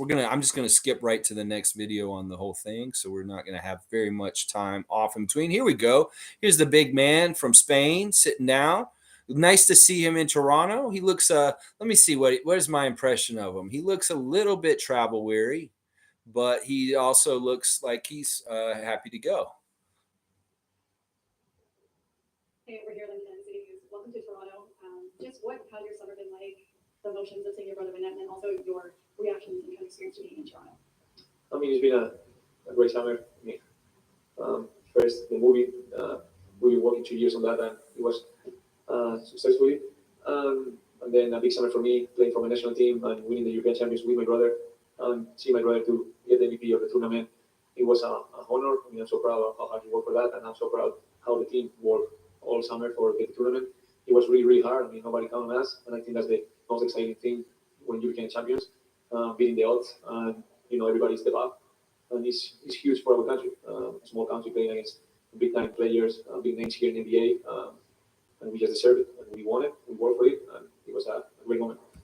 This is awesome. Juancho has really had an amazing summer. Like, it's a kind of a dream summer. He's been such a kind of who is he in this league for a few years now, and then he gets this movie come out with Adam Sandler at the beginning of the summer. That's huge.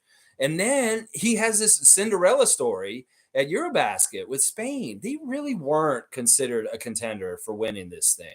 They were like ranked 8th going into this thing, and they gutted and basically is what like Sergio's experience and the culture of Team Spain probably carried them to a degree to winning this Eurobasket. And once again, he's putting his brother on blast about him being MVP and being very proud of him. I really like that he said that they had to earn it and it wasn't easy and everybody counted them out and that they came and took it. That this is very much parallel to the Raptors in the NBA. That in some ways, maybe we're the 8th ranked team in the Eastern Conference by certain people at this point, and that they want to prove them wrong and go get Eurobasket gold. Well, that's what we're trying to do here in Toronto also. And that Juancho just took the route this summer with his Spanish team, that maybe we could do the same thing this year as being counted out and not being a legitimate contender to win this. I mean, they told Spain this. You guys just lost the Gasols. How the hell do you think you're going to win Eurobasket this year? Well, they did. And that's what they're going to be telling us. And Juancho can come from that experience of being a Cinderella story right now into our organization. I love that. It's so awesome. It is so awesome. All right, let's keep going with Juancho. I mean, I just got here yesterday night, long flight. So, I mean, I'm pretty sure we're going to have time to show me the city. Not today. Not today. Great restaurants, great things to do. Now we're going away for training camp. So probably next week, I got time to just relax and enjoy the Toronto. It's been great weather. So I'm excited. All right, he likes our rainy weather, which is okay because he got here yesterday and it's been raining the whole time. Today's nice. Today's nice, though. But yeah, he needs to come and explore the city. I mean, I'm sure Jose and Mark could tell him a couple different spots for him to go get like good Spanish food that he would be used to from getting in Spain and stuff like that here in Toronto and stuff like that. But yeah, he's going to have to wait until they come back. And then he'll be able to get some time here in Toronto to explore because he got here just at the very last minute to come and join us last night. So that is just how it is and stuff like that. I said Sergio got the best out of him. Of course, Nick Nurse can. That's true, Monique. And it's really good that Sergio's a former coach for us because if Nick has any questions about Juancho, or he can go and get that brain trust from Sergio and talk to him about things that maybe he's done with him on the Spanish team that he's been successful with and stuff like that. This is really good.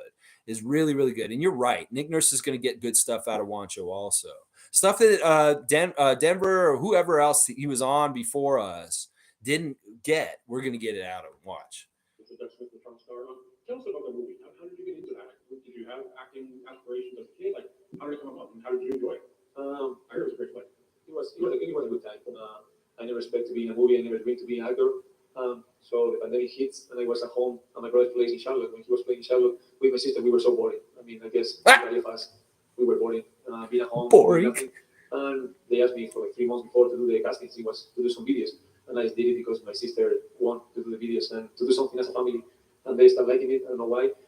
They start liking it and I keep going through the casting process. I got an interview with the director. I got an interview with the acting teacher. And then I got an interview with Alan. And they see something or they see any talent or whatever it might be. And 2 years after we just did a movie. So That's pretty cool. Like he didn't really have this aspiration. I mean, look, let's be honest here. He's a good-looking guy, and that he could be in movies because of the way he looks and stuff like that. Now, I want to say this, and let's be fair, for Juancho. He's playing himself in that movie. It's not like he's playing like stretching and playing a character or something like that. In a lot of ways, he's playing himself in that Hustle movie. But it is really cool how that evolved and just happened. And he never had any kind of goals. That's kind of cool when something kind of you come along by something just happenstance. And that his path in life has made him all of a sudden an actor. And he's in a movie and Adam Sandler's his buddy now and stuff like that. It's pretty damn cool. Pretty cool. Too bad it's a Sixers movie, but you know what? He's on our team now. That's what matters. It was fun. It was fun. Yeah, it was fun. It was tired. I mean, we shooting for 2 years, 2 summers. 2 years they took filming that? But it was fun. I meet a lot of people. So it was a great experience that it's gonna last forever. That's true. It will last forever, and he'll be famous for it. What intrigued you about the situation here in Toronto? Obviously, unique roster construction style of play. A lot of guys that are 6'8", 6'9". Good question by Lewinberg. I mean, before signing here, I asked Marcus Gasol, Calderon, Sergio. Sergio was a big part of the process, and I think it fits well to my game. I mean, they love to have, as you say, like 6'8", 6'9" guys to switch everything. I mean, they can play by positions.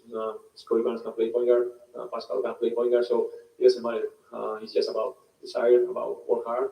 And I feel that Henry, they won the championship back. And I feel like they're a great team. They got scary young guys that is going to be really good. And they won it. So that's enough. He does really fit with it. And of course, we thought maybe he had talked to Mark and Jose, and he just said he did. He did talk to them. And he talked to Sergio. So this is a match made in heaven. He knows what he's walking into here because he has older people that have been a part of his life since he was very young. You got to understand, Jose Calderon and Marc Gasol have been around Juancho since he was a very young teenager. So he's going a path of elders have taught and shown him the way that they were there before. And it is a really good fit. And I like that he brought up the defensive switchability stuff. This is going to be very important for him to how he acclimatizes to our system. Can he keep up? Will he show the defensive intensity that we demand of the Toronto Raptors? And we're going to need him to show that, or he's not going to get to play. Trust me. That's going to be a very important part of whether he's playing for us this year a lot. Is he going to be showing that defensive intensity? That You brought up Jose Calderon and Marc Gasol and talking about Sergio Scariolo as well. The Raptors have been an international franchise and had a lot of international players. I'm curious, growing up, were you more aware of this team than maybe most people would consider where you come from?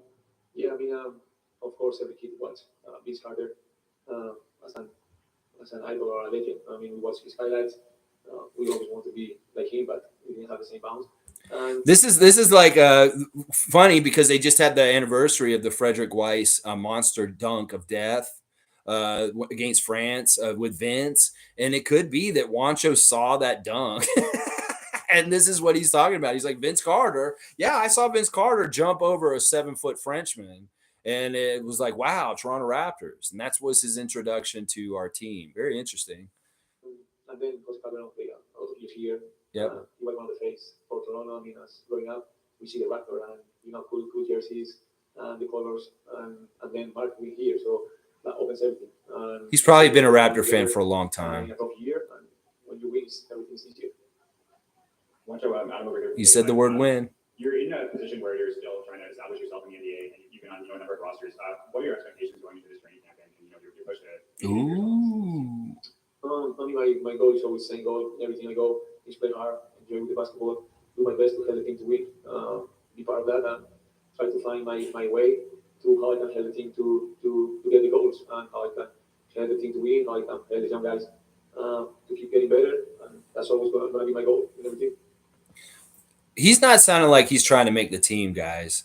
He sounds very much like he's going to be on the team. I don't think, like somebody said it even in this chat, I think, or what last night or something, that Juancho could still get cut. I don't think he's going to get cut. I think that him being here, the way he showed up at the last minute, I think that the fact that he is getting interviewed on media day right now, and I think that his contract's guaranteed that he's going to be on our team this year for sure. that we need to pencil him in as one of the guys who's making the roster and stuff like that, because he doesn't sound like he's worried about making this team. He just wants to do what helps us win the most important way. And we should be counting how many times people say win today. Oh, he's done. Whoa, feedback. He dropped the mic literally, and we got a boo. That's awesome. All right. Let me see how long until we get to who's next. Let's see who's next. Oh my gosh. Yeah, there's a bit of a break in between the next one I can see. Who's that? Justin's on it too? Oh, okay. We'll have to see Justin. Justin got a couple minutes up there too. Oh, that's Gary. Gary's next. Oh. I jumped ahead. All right, I'm going to let it come in like slow. All right, here comes Gary Trent Jr. Gary looks happy. He's smiling. I don't ever see Gary smiling at interviews, but he smiled when he sat down. His hair is looking nice and twisted, and he looks fresh. He looks healthy. He looks rested. Oh, you're saying that Justin's going to be making the team also. We'll see, Tom, dude. We'll see.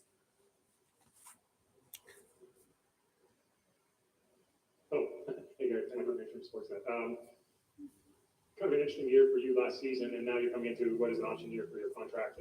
You know what? Hang on a sec. Gary looks stronger too. His arms look more muscular. Also, I'm not lying. I can see that tattoo of his dad on his arm. Is it any different in your mind, or are you just about trying to continue momentum you built last season? Really, just continue to show improve, continue to keep working, continue to get better, and go from there. I'm excited. I can't wait to get this year started. Last year, coming into it, was my first year. Didn't really know what to expect. Didn't know what it had to offer. Didn't know what came with it. None of that. Now I got a better picture of what's going on here, my situation, situation of the team. So it's cool. He's kind of like OG, and he can be very short and quick. Also, like last year, there were many interviews where Gary was up there for like less than 2 minutes. He'd literally answer 2 questions and just a couple words, and then he'd be gone. And this is kind of the way he interviews and stuff like that. But I like what he's saying here. He understands the team more coming into the season this year. It seems to be a theme, a very strong theme with the media day today, that the guys know what they're coming into much more than they did at this point last year.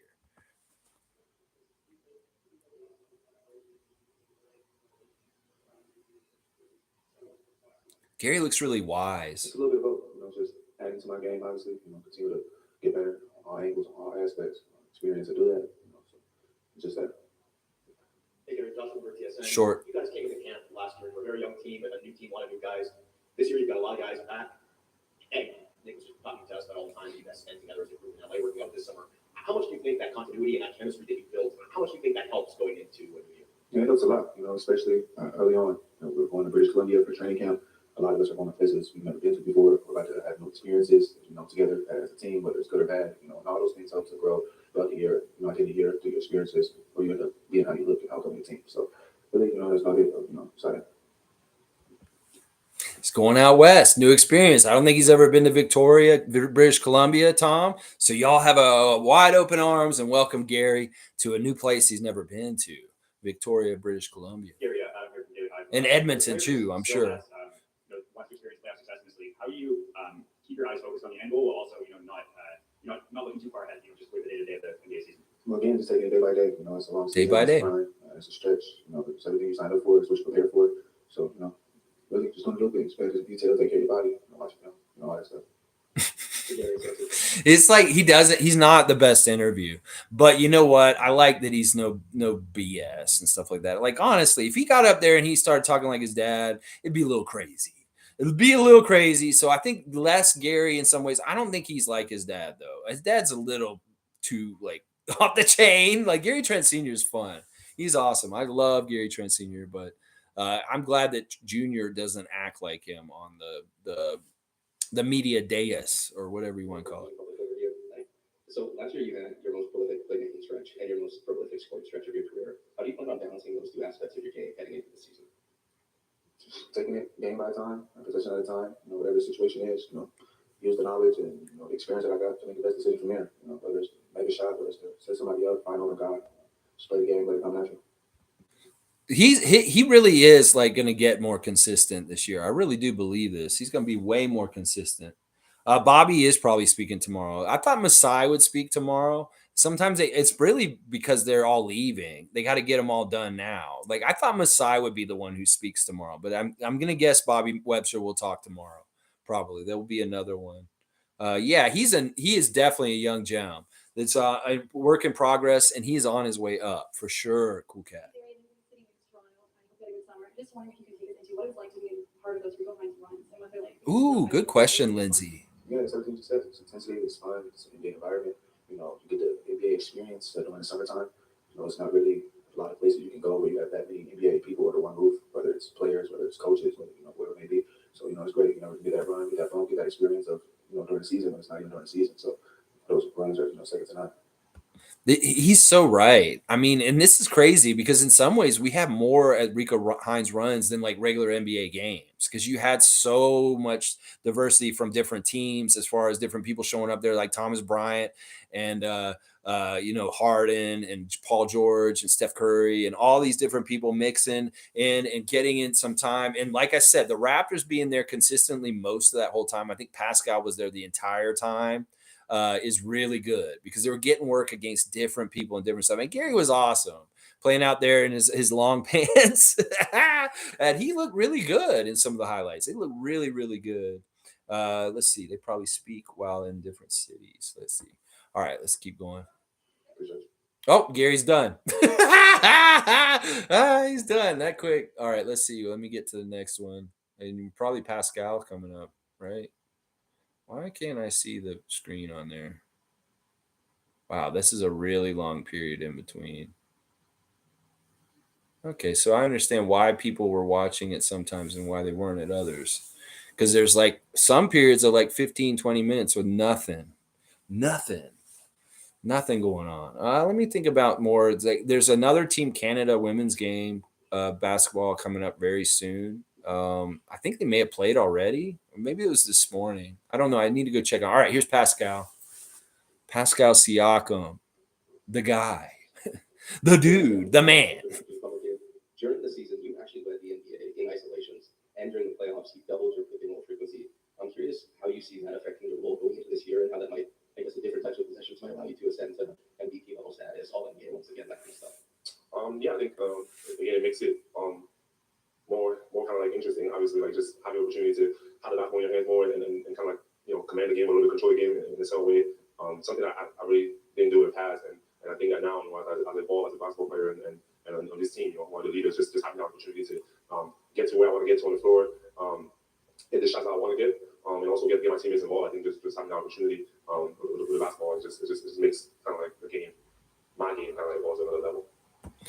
He's really come on a journey with the Raptors in his time playing for us. This is a different man than who showed up from New Mexico State when we drafted him way back. He has really polished himself, not just as a player and like what we see on the court, but just as a man in this world. Like, this is not the same Pascal Siakam we saw 2 years ago.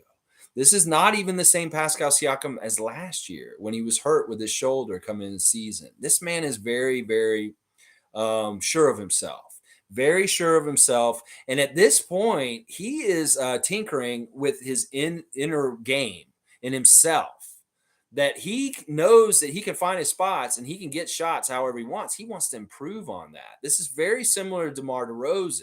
And in fact, this may be partly an influence of DeMar on him being on the team, him being on the team still, is that he is tooling with his offensive game as much as possible in specific ways, in very, very detailed ways.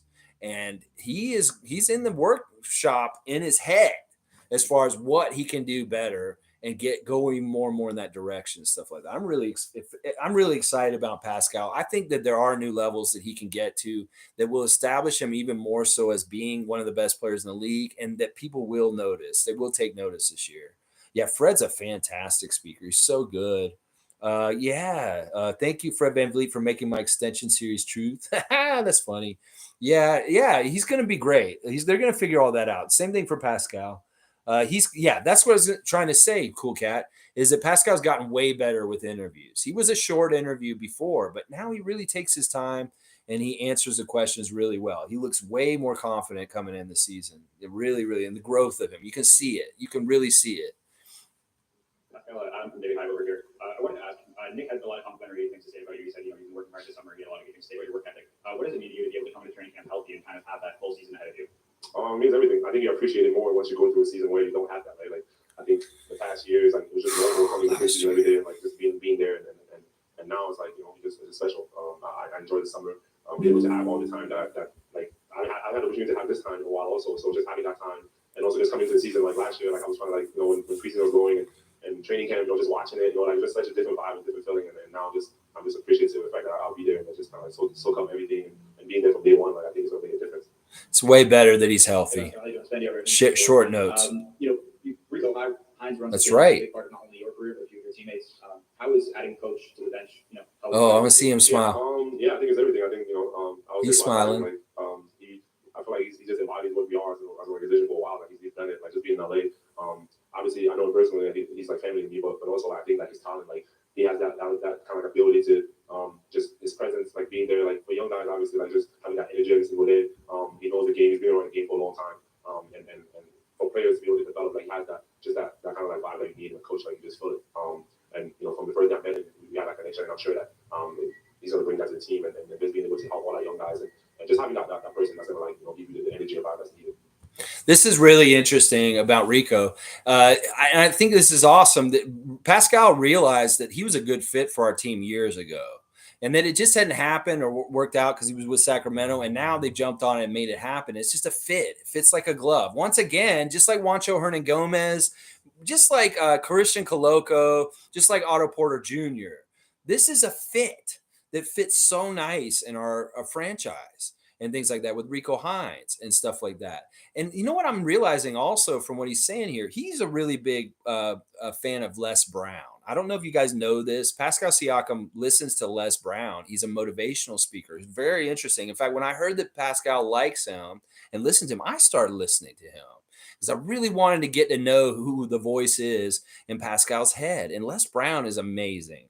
He's amazing. He could change your life. I'm not lying. He's a powerful speaker. And I think that what it is that Pascal in some ways recognizes that he doesn't have that kind of demonstrative, bombastic kind of expression. It comes out of his body. But if he has people like Les Brown and Rico Hines in his ear that have that kind of passion, that weight, that kind of like, and like, you know what I'm talking about with Rico this summer. You saw how he spoke at the runs at the end of the day. That's what I'm saying, that is something that has been very super beneficial to him because in some ways his own character inside lacks some of that from them. And now they say it and they motivate him and it puts into his fire of competing and being better and better and better. So that I'm realizing this, that he it's not that he lacks it. It's just maybe something that is not natural to him in his personality. And that Rico and Les Brown, they have that kind of thing in them, and it kind of gets into him from listening to them. And I love that. I love that about it. If you guys check out Les Brown, seriously, he is a powerful motivational speaker. He has such amazing content on YouTube. And he's actually been helping me with my life now that Pascal's turned me on to him. But knowing that that is a voice in his head, and Rico Hines is too, it really says a lot. It really says a lot. Hey, Pascal, Josh Bloomberg, TSN. Following up on Rico, I mean, you're there every summer in those runs, and you brought some guys there before, but how did it feel that virtually the whole team there with you working out? And then also, like, you and Benchmark years ago, like, one of the things you guys always talked about was having that time to play together during the summer. So do you see this sort of translating the same way, having all this time together in the offseason? Yeah, for sure. I think that's one of the reasons why we do that as a team. Like we try to go get together. I think Masai is really big on that. And we want to just continue to kind of form an identity. And I think you do that by playing every single day and knowing each other's tendencies and understanding the game. Like, and you can only do that by having time on the floor and playing basketball. Like us. And I think that's why it's so crucial and important. And I think it's only going to help us. Like, to be honest, like just because we get familiar with each other. Somebody's at the door. And all that also, but having that time together during off season is kind of like a big plus. This is true. This was a really good thing for us this summer. All together, Rico Hines, and of course, when the questions coming at Pascal about the Rico Hines and everybody being there, he's like, "Of course, this was really beneficial and good for us, being all together and having this time, the reps, and just the time together and stuff like that." And that he's saying that, yeah, Masai wants us to be together this summer, so we were really very much wanting to be together. I love to hear that Cool Cat is watching Les Brown also. It's really interesting stuff. And also, it is true. We got to remember that Pascal started basketball a little later than all of us as far as in his childhood. He didn't play as much when he was a kid. It was really more in his teenage years he started playing basketball.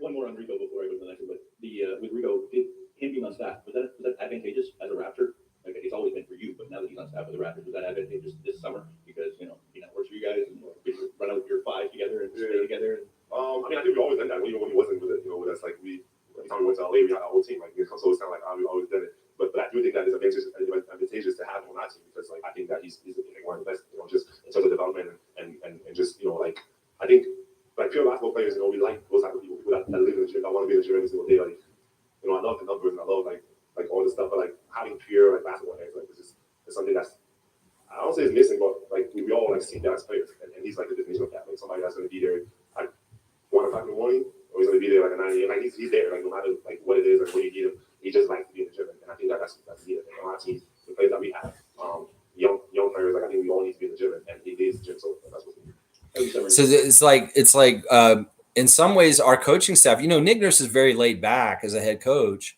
In some ways, maybe we needed a little bit of a fire drill sergeant kind of like yeller kind of guy like Rico Hines on our staff.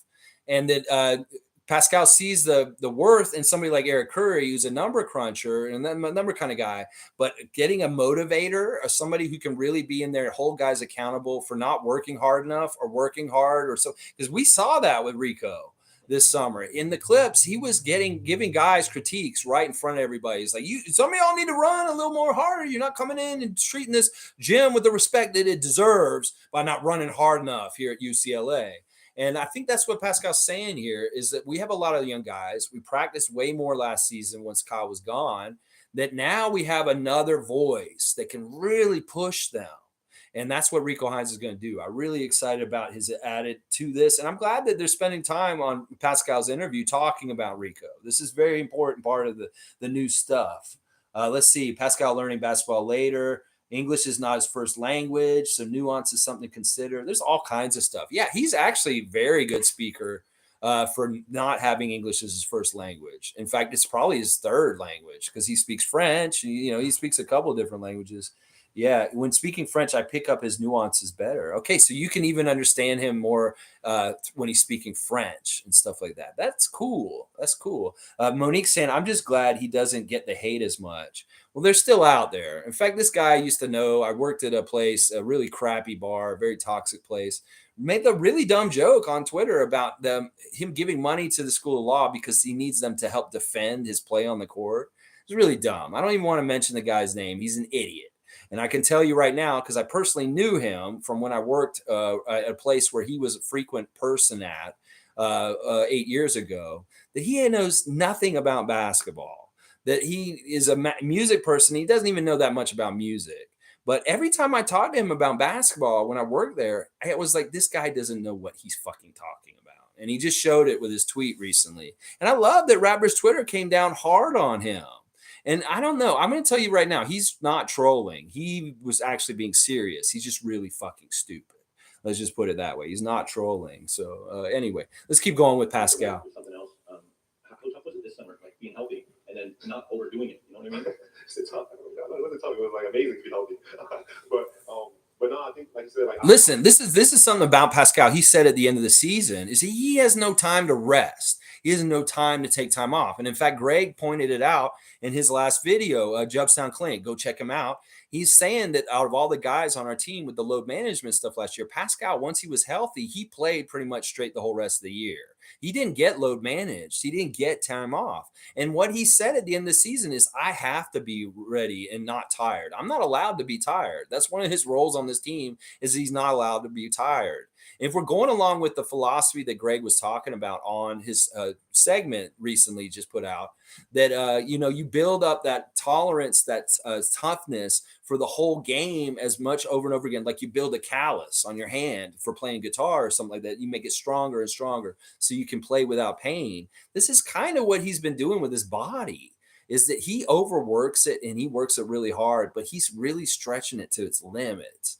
And I think he's all right. He looks tough. He looks strong and things like that. But I do worry about that sometimes. When he had that interview where he said, I can't afford to be tired, I have to just keep going and play, that was something crazy.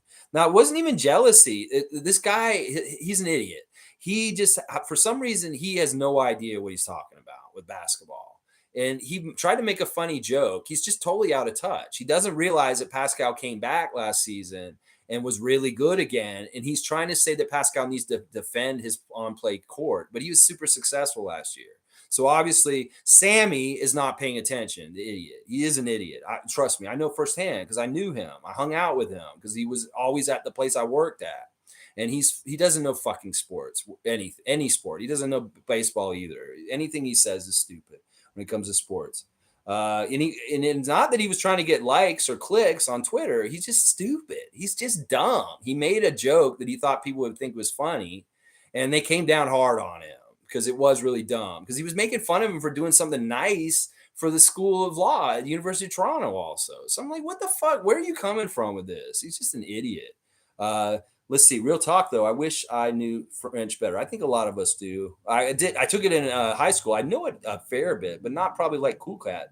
Let's see. Many people project when they have shortcomings, they give up and can't understand a mentality that can overcome obstacles. I think that's true also, too, is that like sometimes I've said in the past, a Raptor fan, you can tell whether they're happy or not about whether they believe the Raptors can win or not. And that it really sometimes is a reflection of their own like world in their own head and stuff like that. That's why we want to be positive Raptor fans, the Raptor Free Cult, because we believe anything is possible, like Scottie and Precious. So yeah, Pascal always has a lot of fans. We're just not vocal or social. Now with the jealousy and slander, I've become active on social media to show Pascal stands are out there. Yeah, it was a lot more worse a couple years ago, especially during the bubble. The bubble was a really bad time for Pascal, and there weren't as many people standing up for him at that time. You're right. I was always actively in there fighting the battle for him. I didn't give a shit if he looked that bad or this kind of things. I always stood up for him and stuff like that. But there were people that were really, really awful to him and really ugly things said, like things that were not right in any kind of way. Like, yeah, I love to be in the gym, bro. Like, I like to get better. Like, I enjoy the process of getting better, knowing that, like, before I could. He's a gym rat. Like, I just, that process of the game is just more important to me than even the actual game. Like, I just enjoy that. He got this from DeMar. It was just amazing. Like, I just get lost in it. But also, like, I understand, like, being seven for me, like, I've been around the game, and I know that it's important to also know how to pace and understand, that you have to train at the right moment and all these things. So I understand it, like, taking care of my body and all that. But just pure, just like basketball-wise, I just enjoy just being in the gym. See, he loves being in the gym. He loves working hard. And this is something that DeMar DeRozan did in his career. He got better and better each year. And, like, sure, he got all NBA. Sure, he got paid $30 million a year, Pascal. Is he resting on his laurels and saying that's good enough? No. He wants to level up continually. He's not just saying, okay, this is how good I am, and I'm just going to coast like this. Some players do this. In fact, there's some players that play for the Raptors that have been like, okay, I'm good. I'll just play at this level for the rest of my career. Not this guy, and not Fred either. Fred's the same as this, too. Let's see. Fanatic saying, not going to lie, after the bubble, the dumb fans were buying jerseys, and I got Siakam jersey half at $70. Yeah, well, there you go. You got a cheaper jersey. That's cool. Tom Duke saying, P Skills gets me hyped the most, and OG made me laugh the most, of course. Their stress muscles are strong. They've worked out through so much. Yeah. The bubble was a really bad time for Pascal, obviously, because he failed. And people really wanted a scapegoat, and he became that scapegoat in that series, which was too bad. It really is too bad. Oh, is he done? Oh, no. But you also spend time in your foundation, your own draft, and the TMU stuff.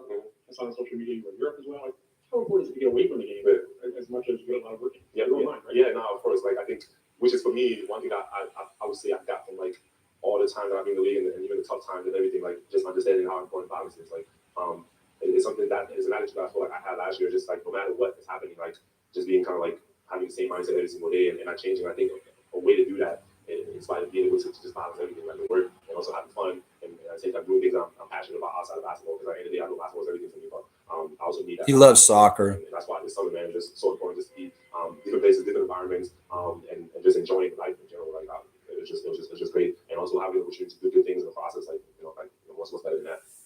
That's him kind of summing up his summer right there. It's like he did good humanitarian work with scholarships and camps and different things like that.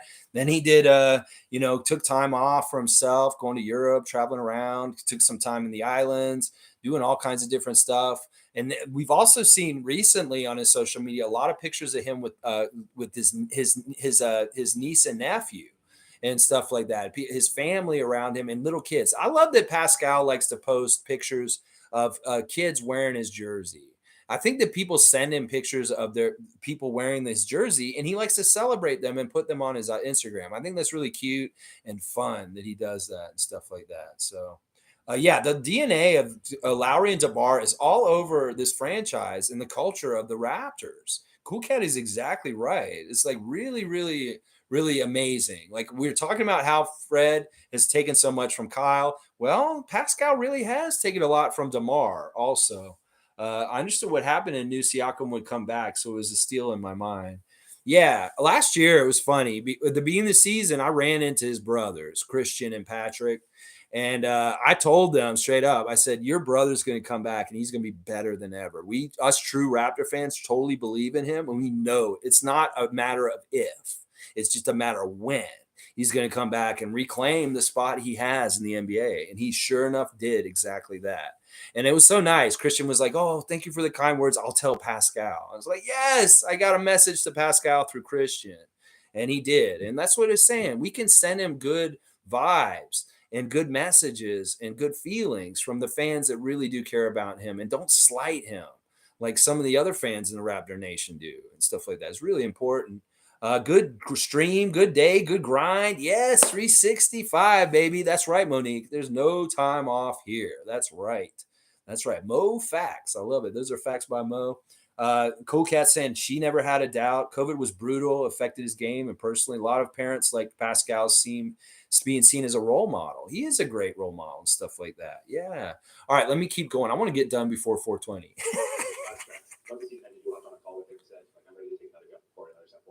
Why was it important to have that conversation, and what do you envision that league looking like this season? No, I think again, like those are conversations that we have. You know, at the end of the season, you gotta assess your season and see how you can get better, things that you need to do. I just feel like like it's time to take another step. Like it's always been that. Like I've always believed in that, and I've tried every single year to take another step up. I think for me, after the year that I had, I just feel like there's so much things that I can get better on, and for me, the next step, like I've been on all NBA, I've been an all-star. Like it's just I want to be top 5 in the league. Like, I want to be one of the best, and I will do everything that I can to work towards that. And I just wanted to make sure that we're on the same page. Right? And obviously, it's not about talking about it; it's about the action that you do, the things that you do, and how you carry yourself. It's not just talk; it's you got to do it.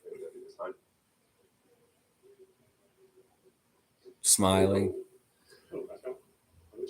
Michael Grange from Sportsnet. He knows who you are. You had a long list of things. You had to develop skills. You had to maybe learn. And now, when you're trying to improve from like all NBA to, like you said, top 5 in the league, is it more about developing still more skills, or is it kind of using the time to maybe run the game in a different way or study film in a different way? What's that process been like this summer? Yeah, no, I think it's all of those things. Like there's always things in my game that I can improve on. Like, and I believe that. And there's different things that DeMar DeRozan mindset. From last year, things I can do better. And for me, I just feel a little bit more comfortable. And as I go, I think that's something that I felt throughout my career. Just every single year, getting a little bit more comfortable, like understanding the game, like.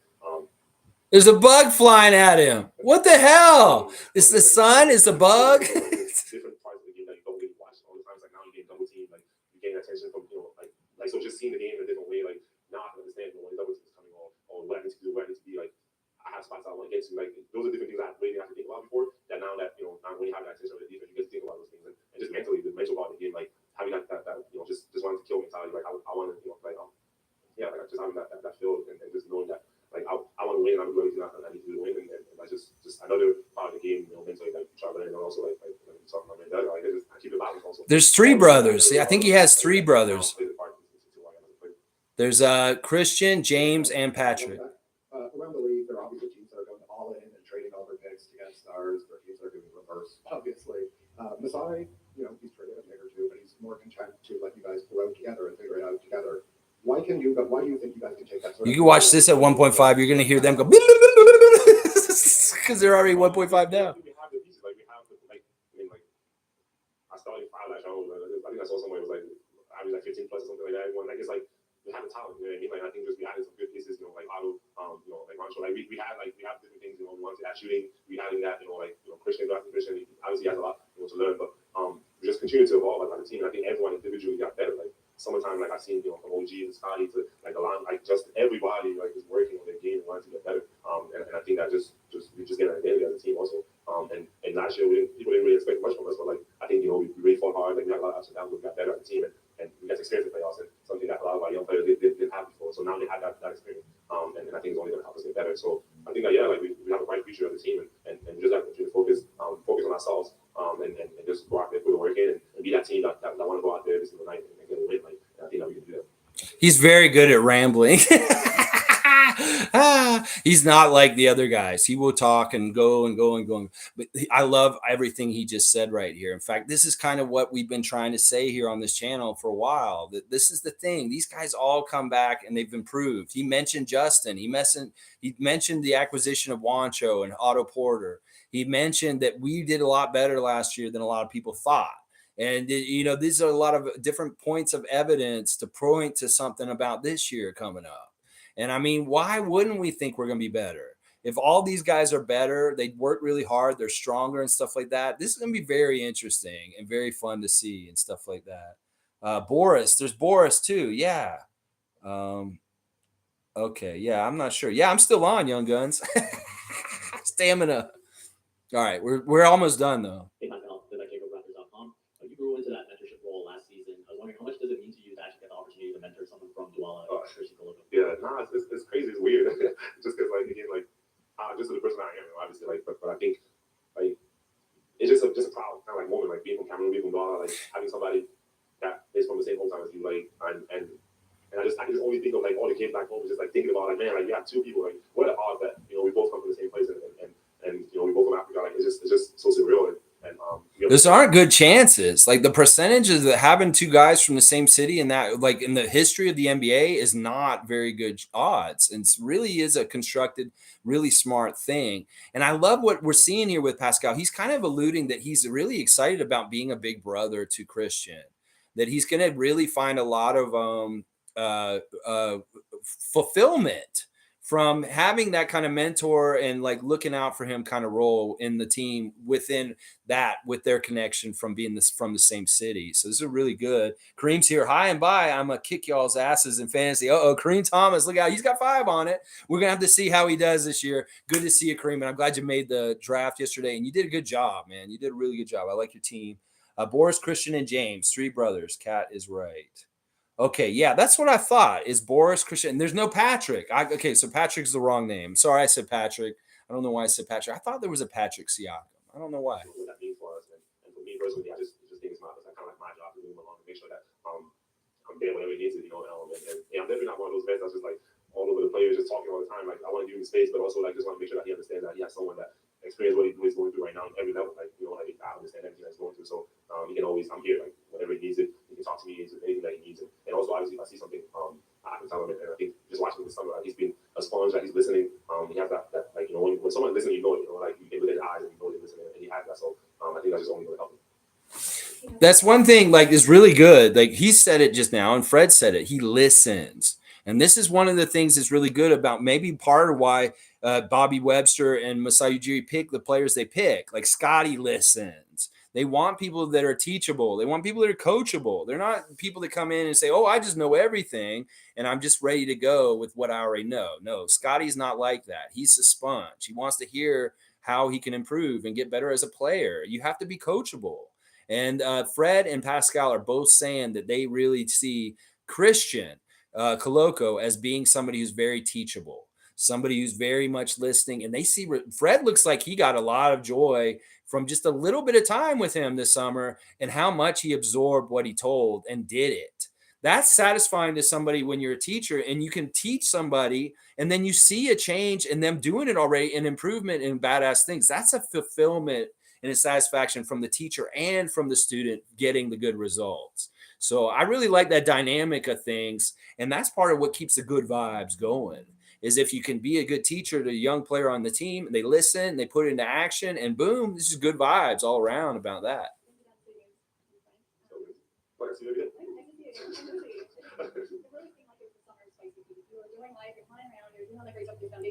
But like you mentioned, your balance and everything that happened last offseason. It's at the freaking UN. I think, yeah, like I think when you go through tough times, like you get stronger as a person, like you get better. I do believe that, like, I did question, you know, like why is it happening to me? But I think as I was going, I kind of understood, like, yeah, like you built for it, you know, like that's the reason why it happened to you. And I've just gotten better as I'm going and learning from the past experiences and just lessons that otherwise I probably would never learn. And it can only make me a better person, a better player. And that's just like the way I carry myself now. Just having that, knowing that I've been through all those things, like, you know, not saying that there's not much that can phase me, but like I've seen a lot of things. Yeah, like I've seen a lot of things from losing people. He's seen things, y'all. Like, you're not at the best level that you want to be, or having an injury. Like there's just so many different things that I've been through as a person that I think is only going to make me stronger and it's making me. This is another thing DeMar's like. DeMar's had all kinds of hardships and hard things happen in his career, and he's come through them. Hang on. I want to see what your comments are. Isaac Campbell saying you could tell he personally appreciated the Cloco pick. That's definitely us tipping our hat saying, we love you, Pascal. We want you on this team. We're not going to trade you this summer. Why would we trade you if we draft somebody from your hometown? That's really what it is. And, you know, that's really was a pick of love. You're right, Isaac Campbell. Fanatic saying Boris went to Western Kentucky, Christian and James Vanderbilt. Okay, cool. Cool Cat saying Pascal is a Cameroonian hero, and now he has Coloco as the mentor as well. Well, it's funny too because you hear Coloco talk about Pascal and what he means to that country, and you can tell he's kind of starstruck a little bit by playing next to Pascal this season.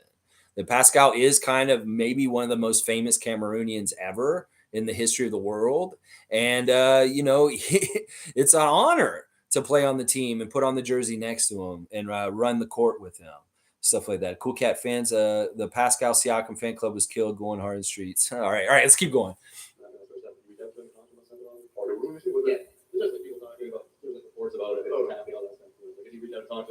Oh, this is like a question from last year. He understands it, man. Like he's been in the league for a little bit too. Like he knows what it's about, and like we talked a couple of times this summer, but I think he gets it. Like and he has a really good team, I think, around him also. Like so yeah, he'd be all right. I don't think he needs to kind of tell him what the business of the NBA is, but he knows that. See, this is right around this time when the OG rumors were going on, and we were just talking about with Jake Fisher and how he just debunked them. Now, Pascal was probably talking to him, and we remember this summer, Pascal made a post. It was very kind of ominous in some ways. I know Monique will remember this, where he was talking about it doesn't matter which team I'm playing for. I will just play my heart out and my guts out. But he does put on the Raptors jersey in the ad. But it was also kind of like Pascal acknowledging that he understands this is a business. And that, you know, people get traded and things can happen like that. And here he is talking about OG in this situation this summer because he dealt with it last summer. There was a lot of Pascal trade rumors last summer. And he understands the bullshit and the annoyingness of it and stuff like that. But this is really interesting stuff. Pascal's really hitting it out of the park in this. Oh, now we go to French. This is where I'm not going to be able to understand him very well. They don't have the closed captioning up yet. They have famous football heroes. Okay. But a hero status in basketball. Well, I would argue that maybe they have a bigger platform in some ways, at least here. They may be more well-known worldwide, the soccer players, but who knows? Who knows? TFC playoff style. Cool Cat, could you tell me what they're saying though? It's all good. I don't know if he's the last one and it's just French. I'm just going to stop it here, guys. All right. So if there are any more media day interviews, I'll watch them and talk about them on other streams. But we've watched pretty much the most of it just now. and stuff like that. Good stuff. I really appreciate having a few people here to watch this with me. I wasn't sure if this would be a success or it would be a big failure, kind of like the retro watch alongs that we did before. But I think it went pretty well. I think that as long as the audio for the players and the coach and Masai was good and you could hear it and there was enough back and forth and stuff like that, all right, maybe this format will work in other ways, and we'll just have to see. Just in general, real quick, if you have any fantasy questions or anything, if you're in the league, we can ask or talk about this right now for just a second. But otherwise, I'm going to finish up. Logical saying it was like a scene from Ali where they were chanting Ali, but chanting Pascal Siakam. Yeah. I mean, when we saw Precious go back home this summer, they treated him with some jubilation and singing and very pomp and circumstance kind of things going on there in the gym with Precious at his camp this summer. And then when we saw Christian get drafted, there was some things that his family did to make him a strong warrior to go to battle that was very from the culture and things like that. There was an elder person in his family that was doing certain good luck things to him the night of the draft and anointing him a tough warrior to be ready for the next phase of the fight he's going to next. And yeah, just great stuff from Media Day. Very happy to hear. Like, I really love Fred's interview. Fred's probably my favorite out of everybody today, but he usually is because he's real honest, he's real blunt, and he cuts to the chase, and he's all about championships. And I love seeing that from him. It's like, yeah, all right, we got stands. We got Raptors stands. And if I get some stands, hey, I have no problem with that. Listen, I'm serious about this. We have a very delusional cult that believes in positive things happening for the Raptors. And other people may look at us being crazy. The U.S. media, maybe other Raptor fans that are within our fan nation. And it's like, we are a particular sect and stuff like that. I'm very proud of it. And a cult is delusional because they believe in certain things. I will be delusional and believe that the Raptors are going to win the Larry O'Brien championship every single year. That is how I am in a cult. And I love that we got the West Coast and we got Montreal. We got different cities. We got people locked down in parts of the States and other parts of the world. And I love that this channel's continue to grow and stuff like that. I really do want to make this a serious thing. That, this may be something that we develop into. Let's try this thing with the preseason game against the Bulls, where a bunch of us are together in the building, and maybe we get a little rowdy and a little loud and make ourselves a little bit of an unofficial spirit squad for helping get in the crowd rowdy and loud for the games and stuff like that. So who knows? This could really develop into some more other different kinds of things and stuff like that.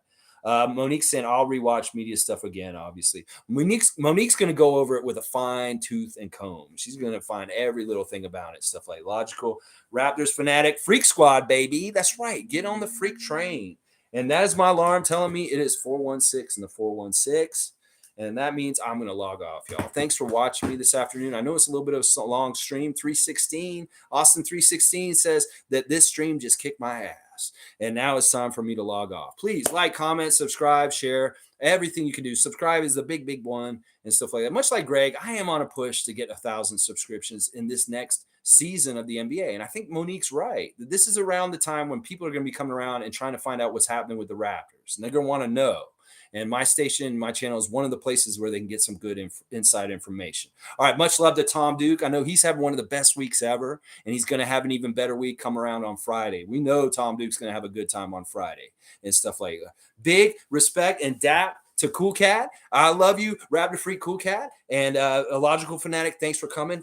I know you want to get there too. So let's get you up there also. So check out Logical Raptors Fanatics channel. And the new content he dropped yesterday is an hour-long thing. I'm going to have to watch it. I'll probably watch it this afternoon. And just the next thing I watch right now. All the best, guys. Thanks again. And as always, we say, let's go get that championship that Larry O'Brien, like Fred VanVleet said, and like Scottie Barnes believes too. Let's go, Raptors! Let's go!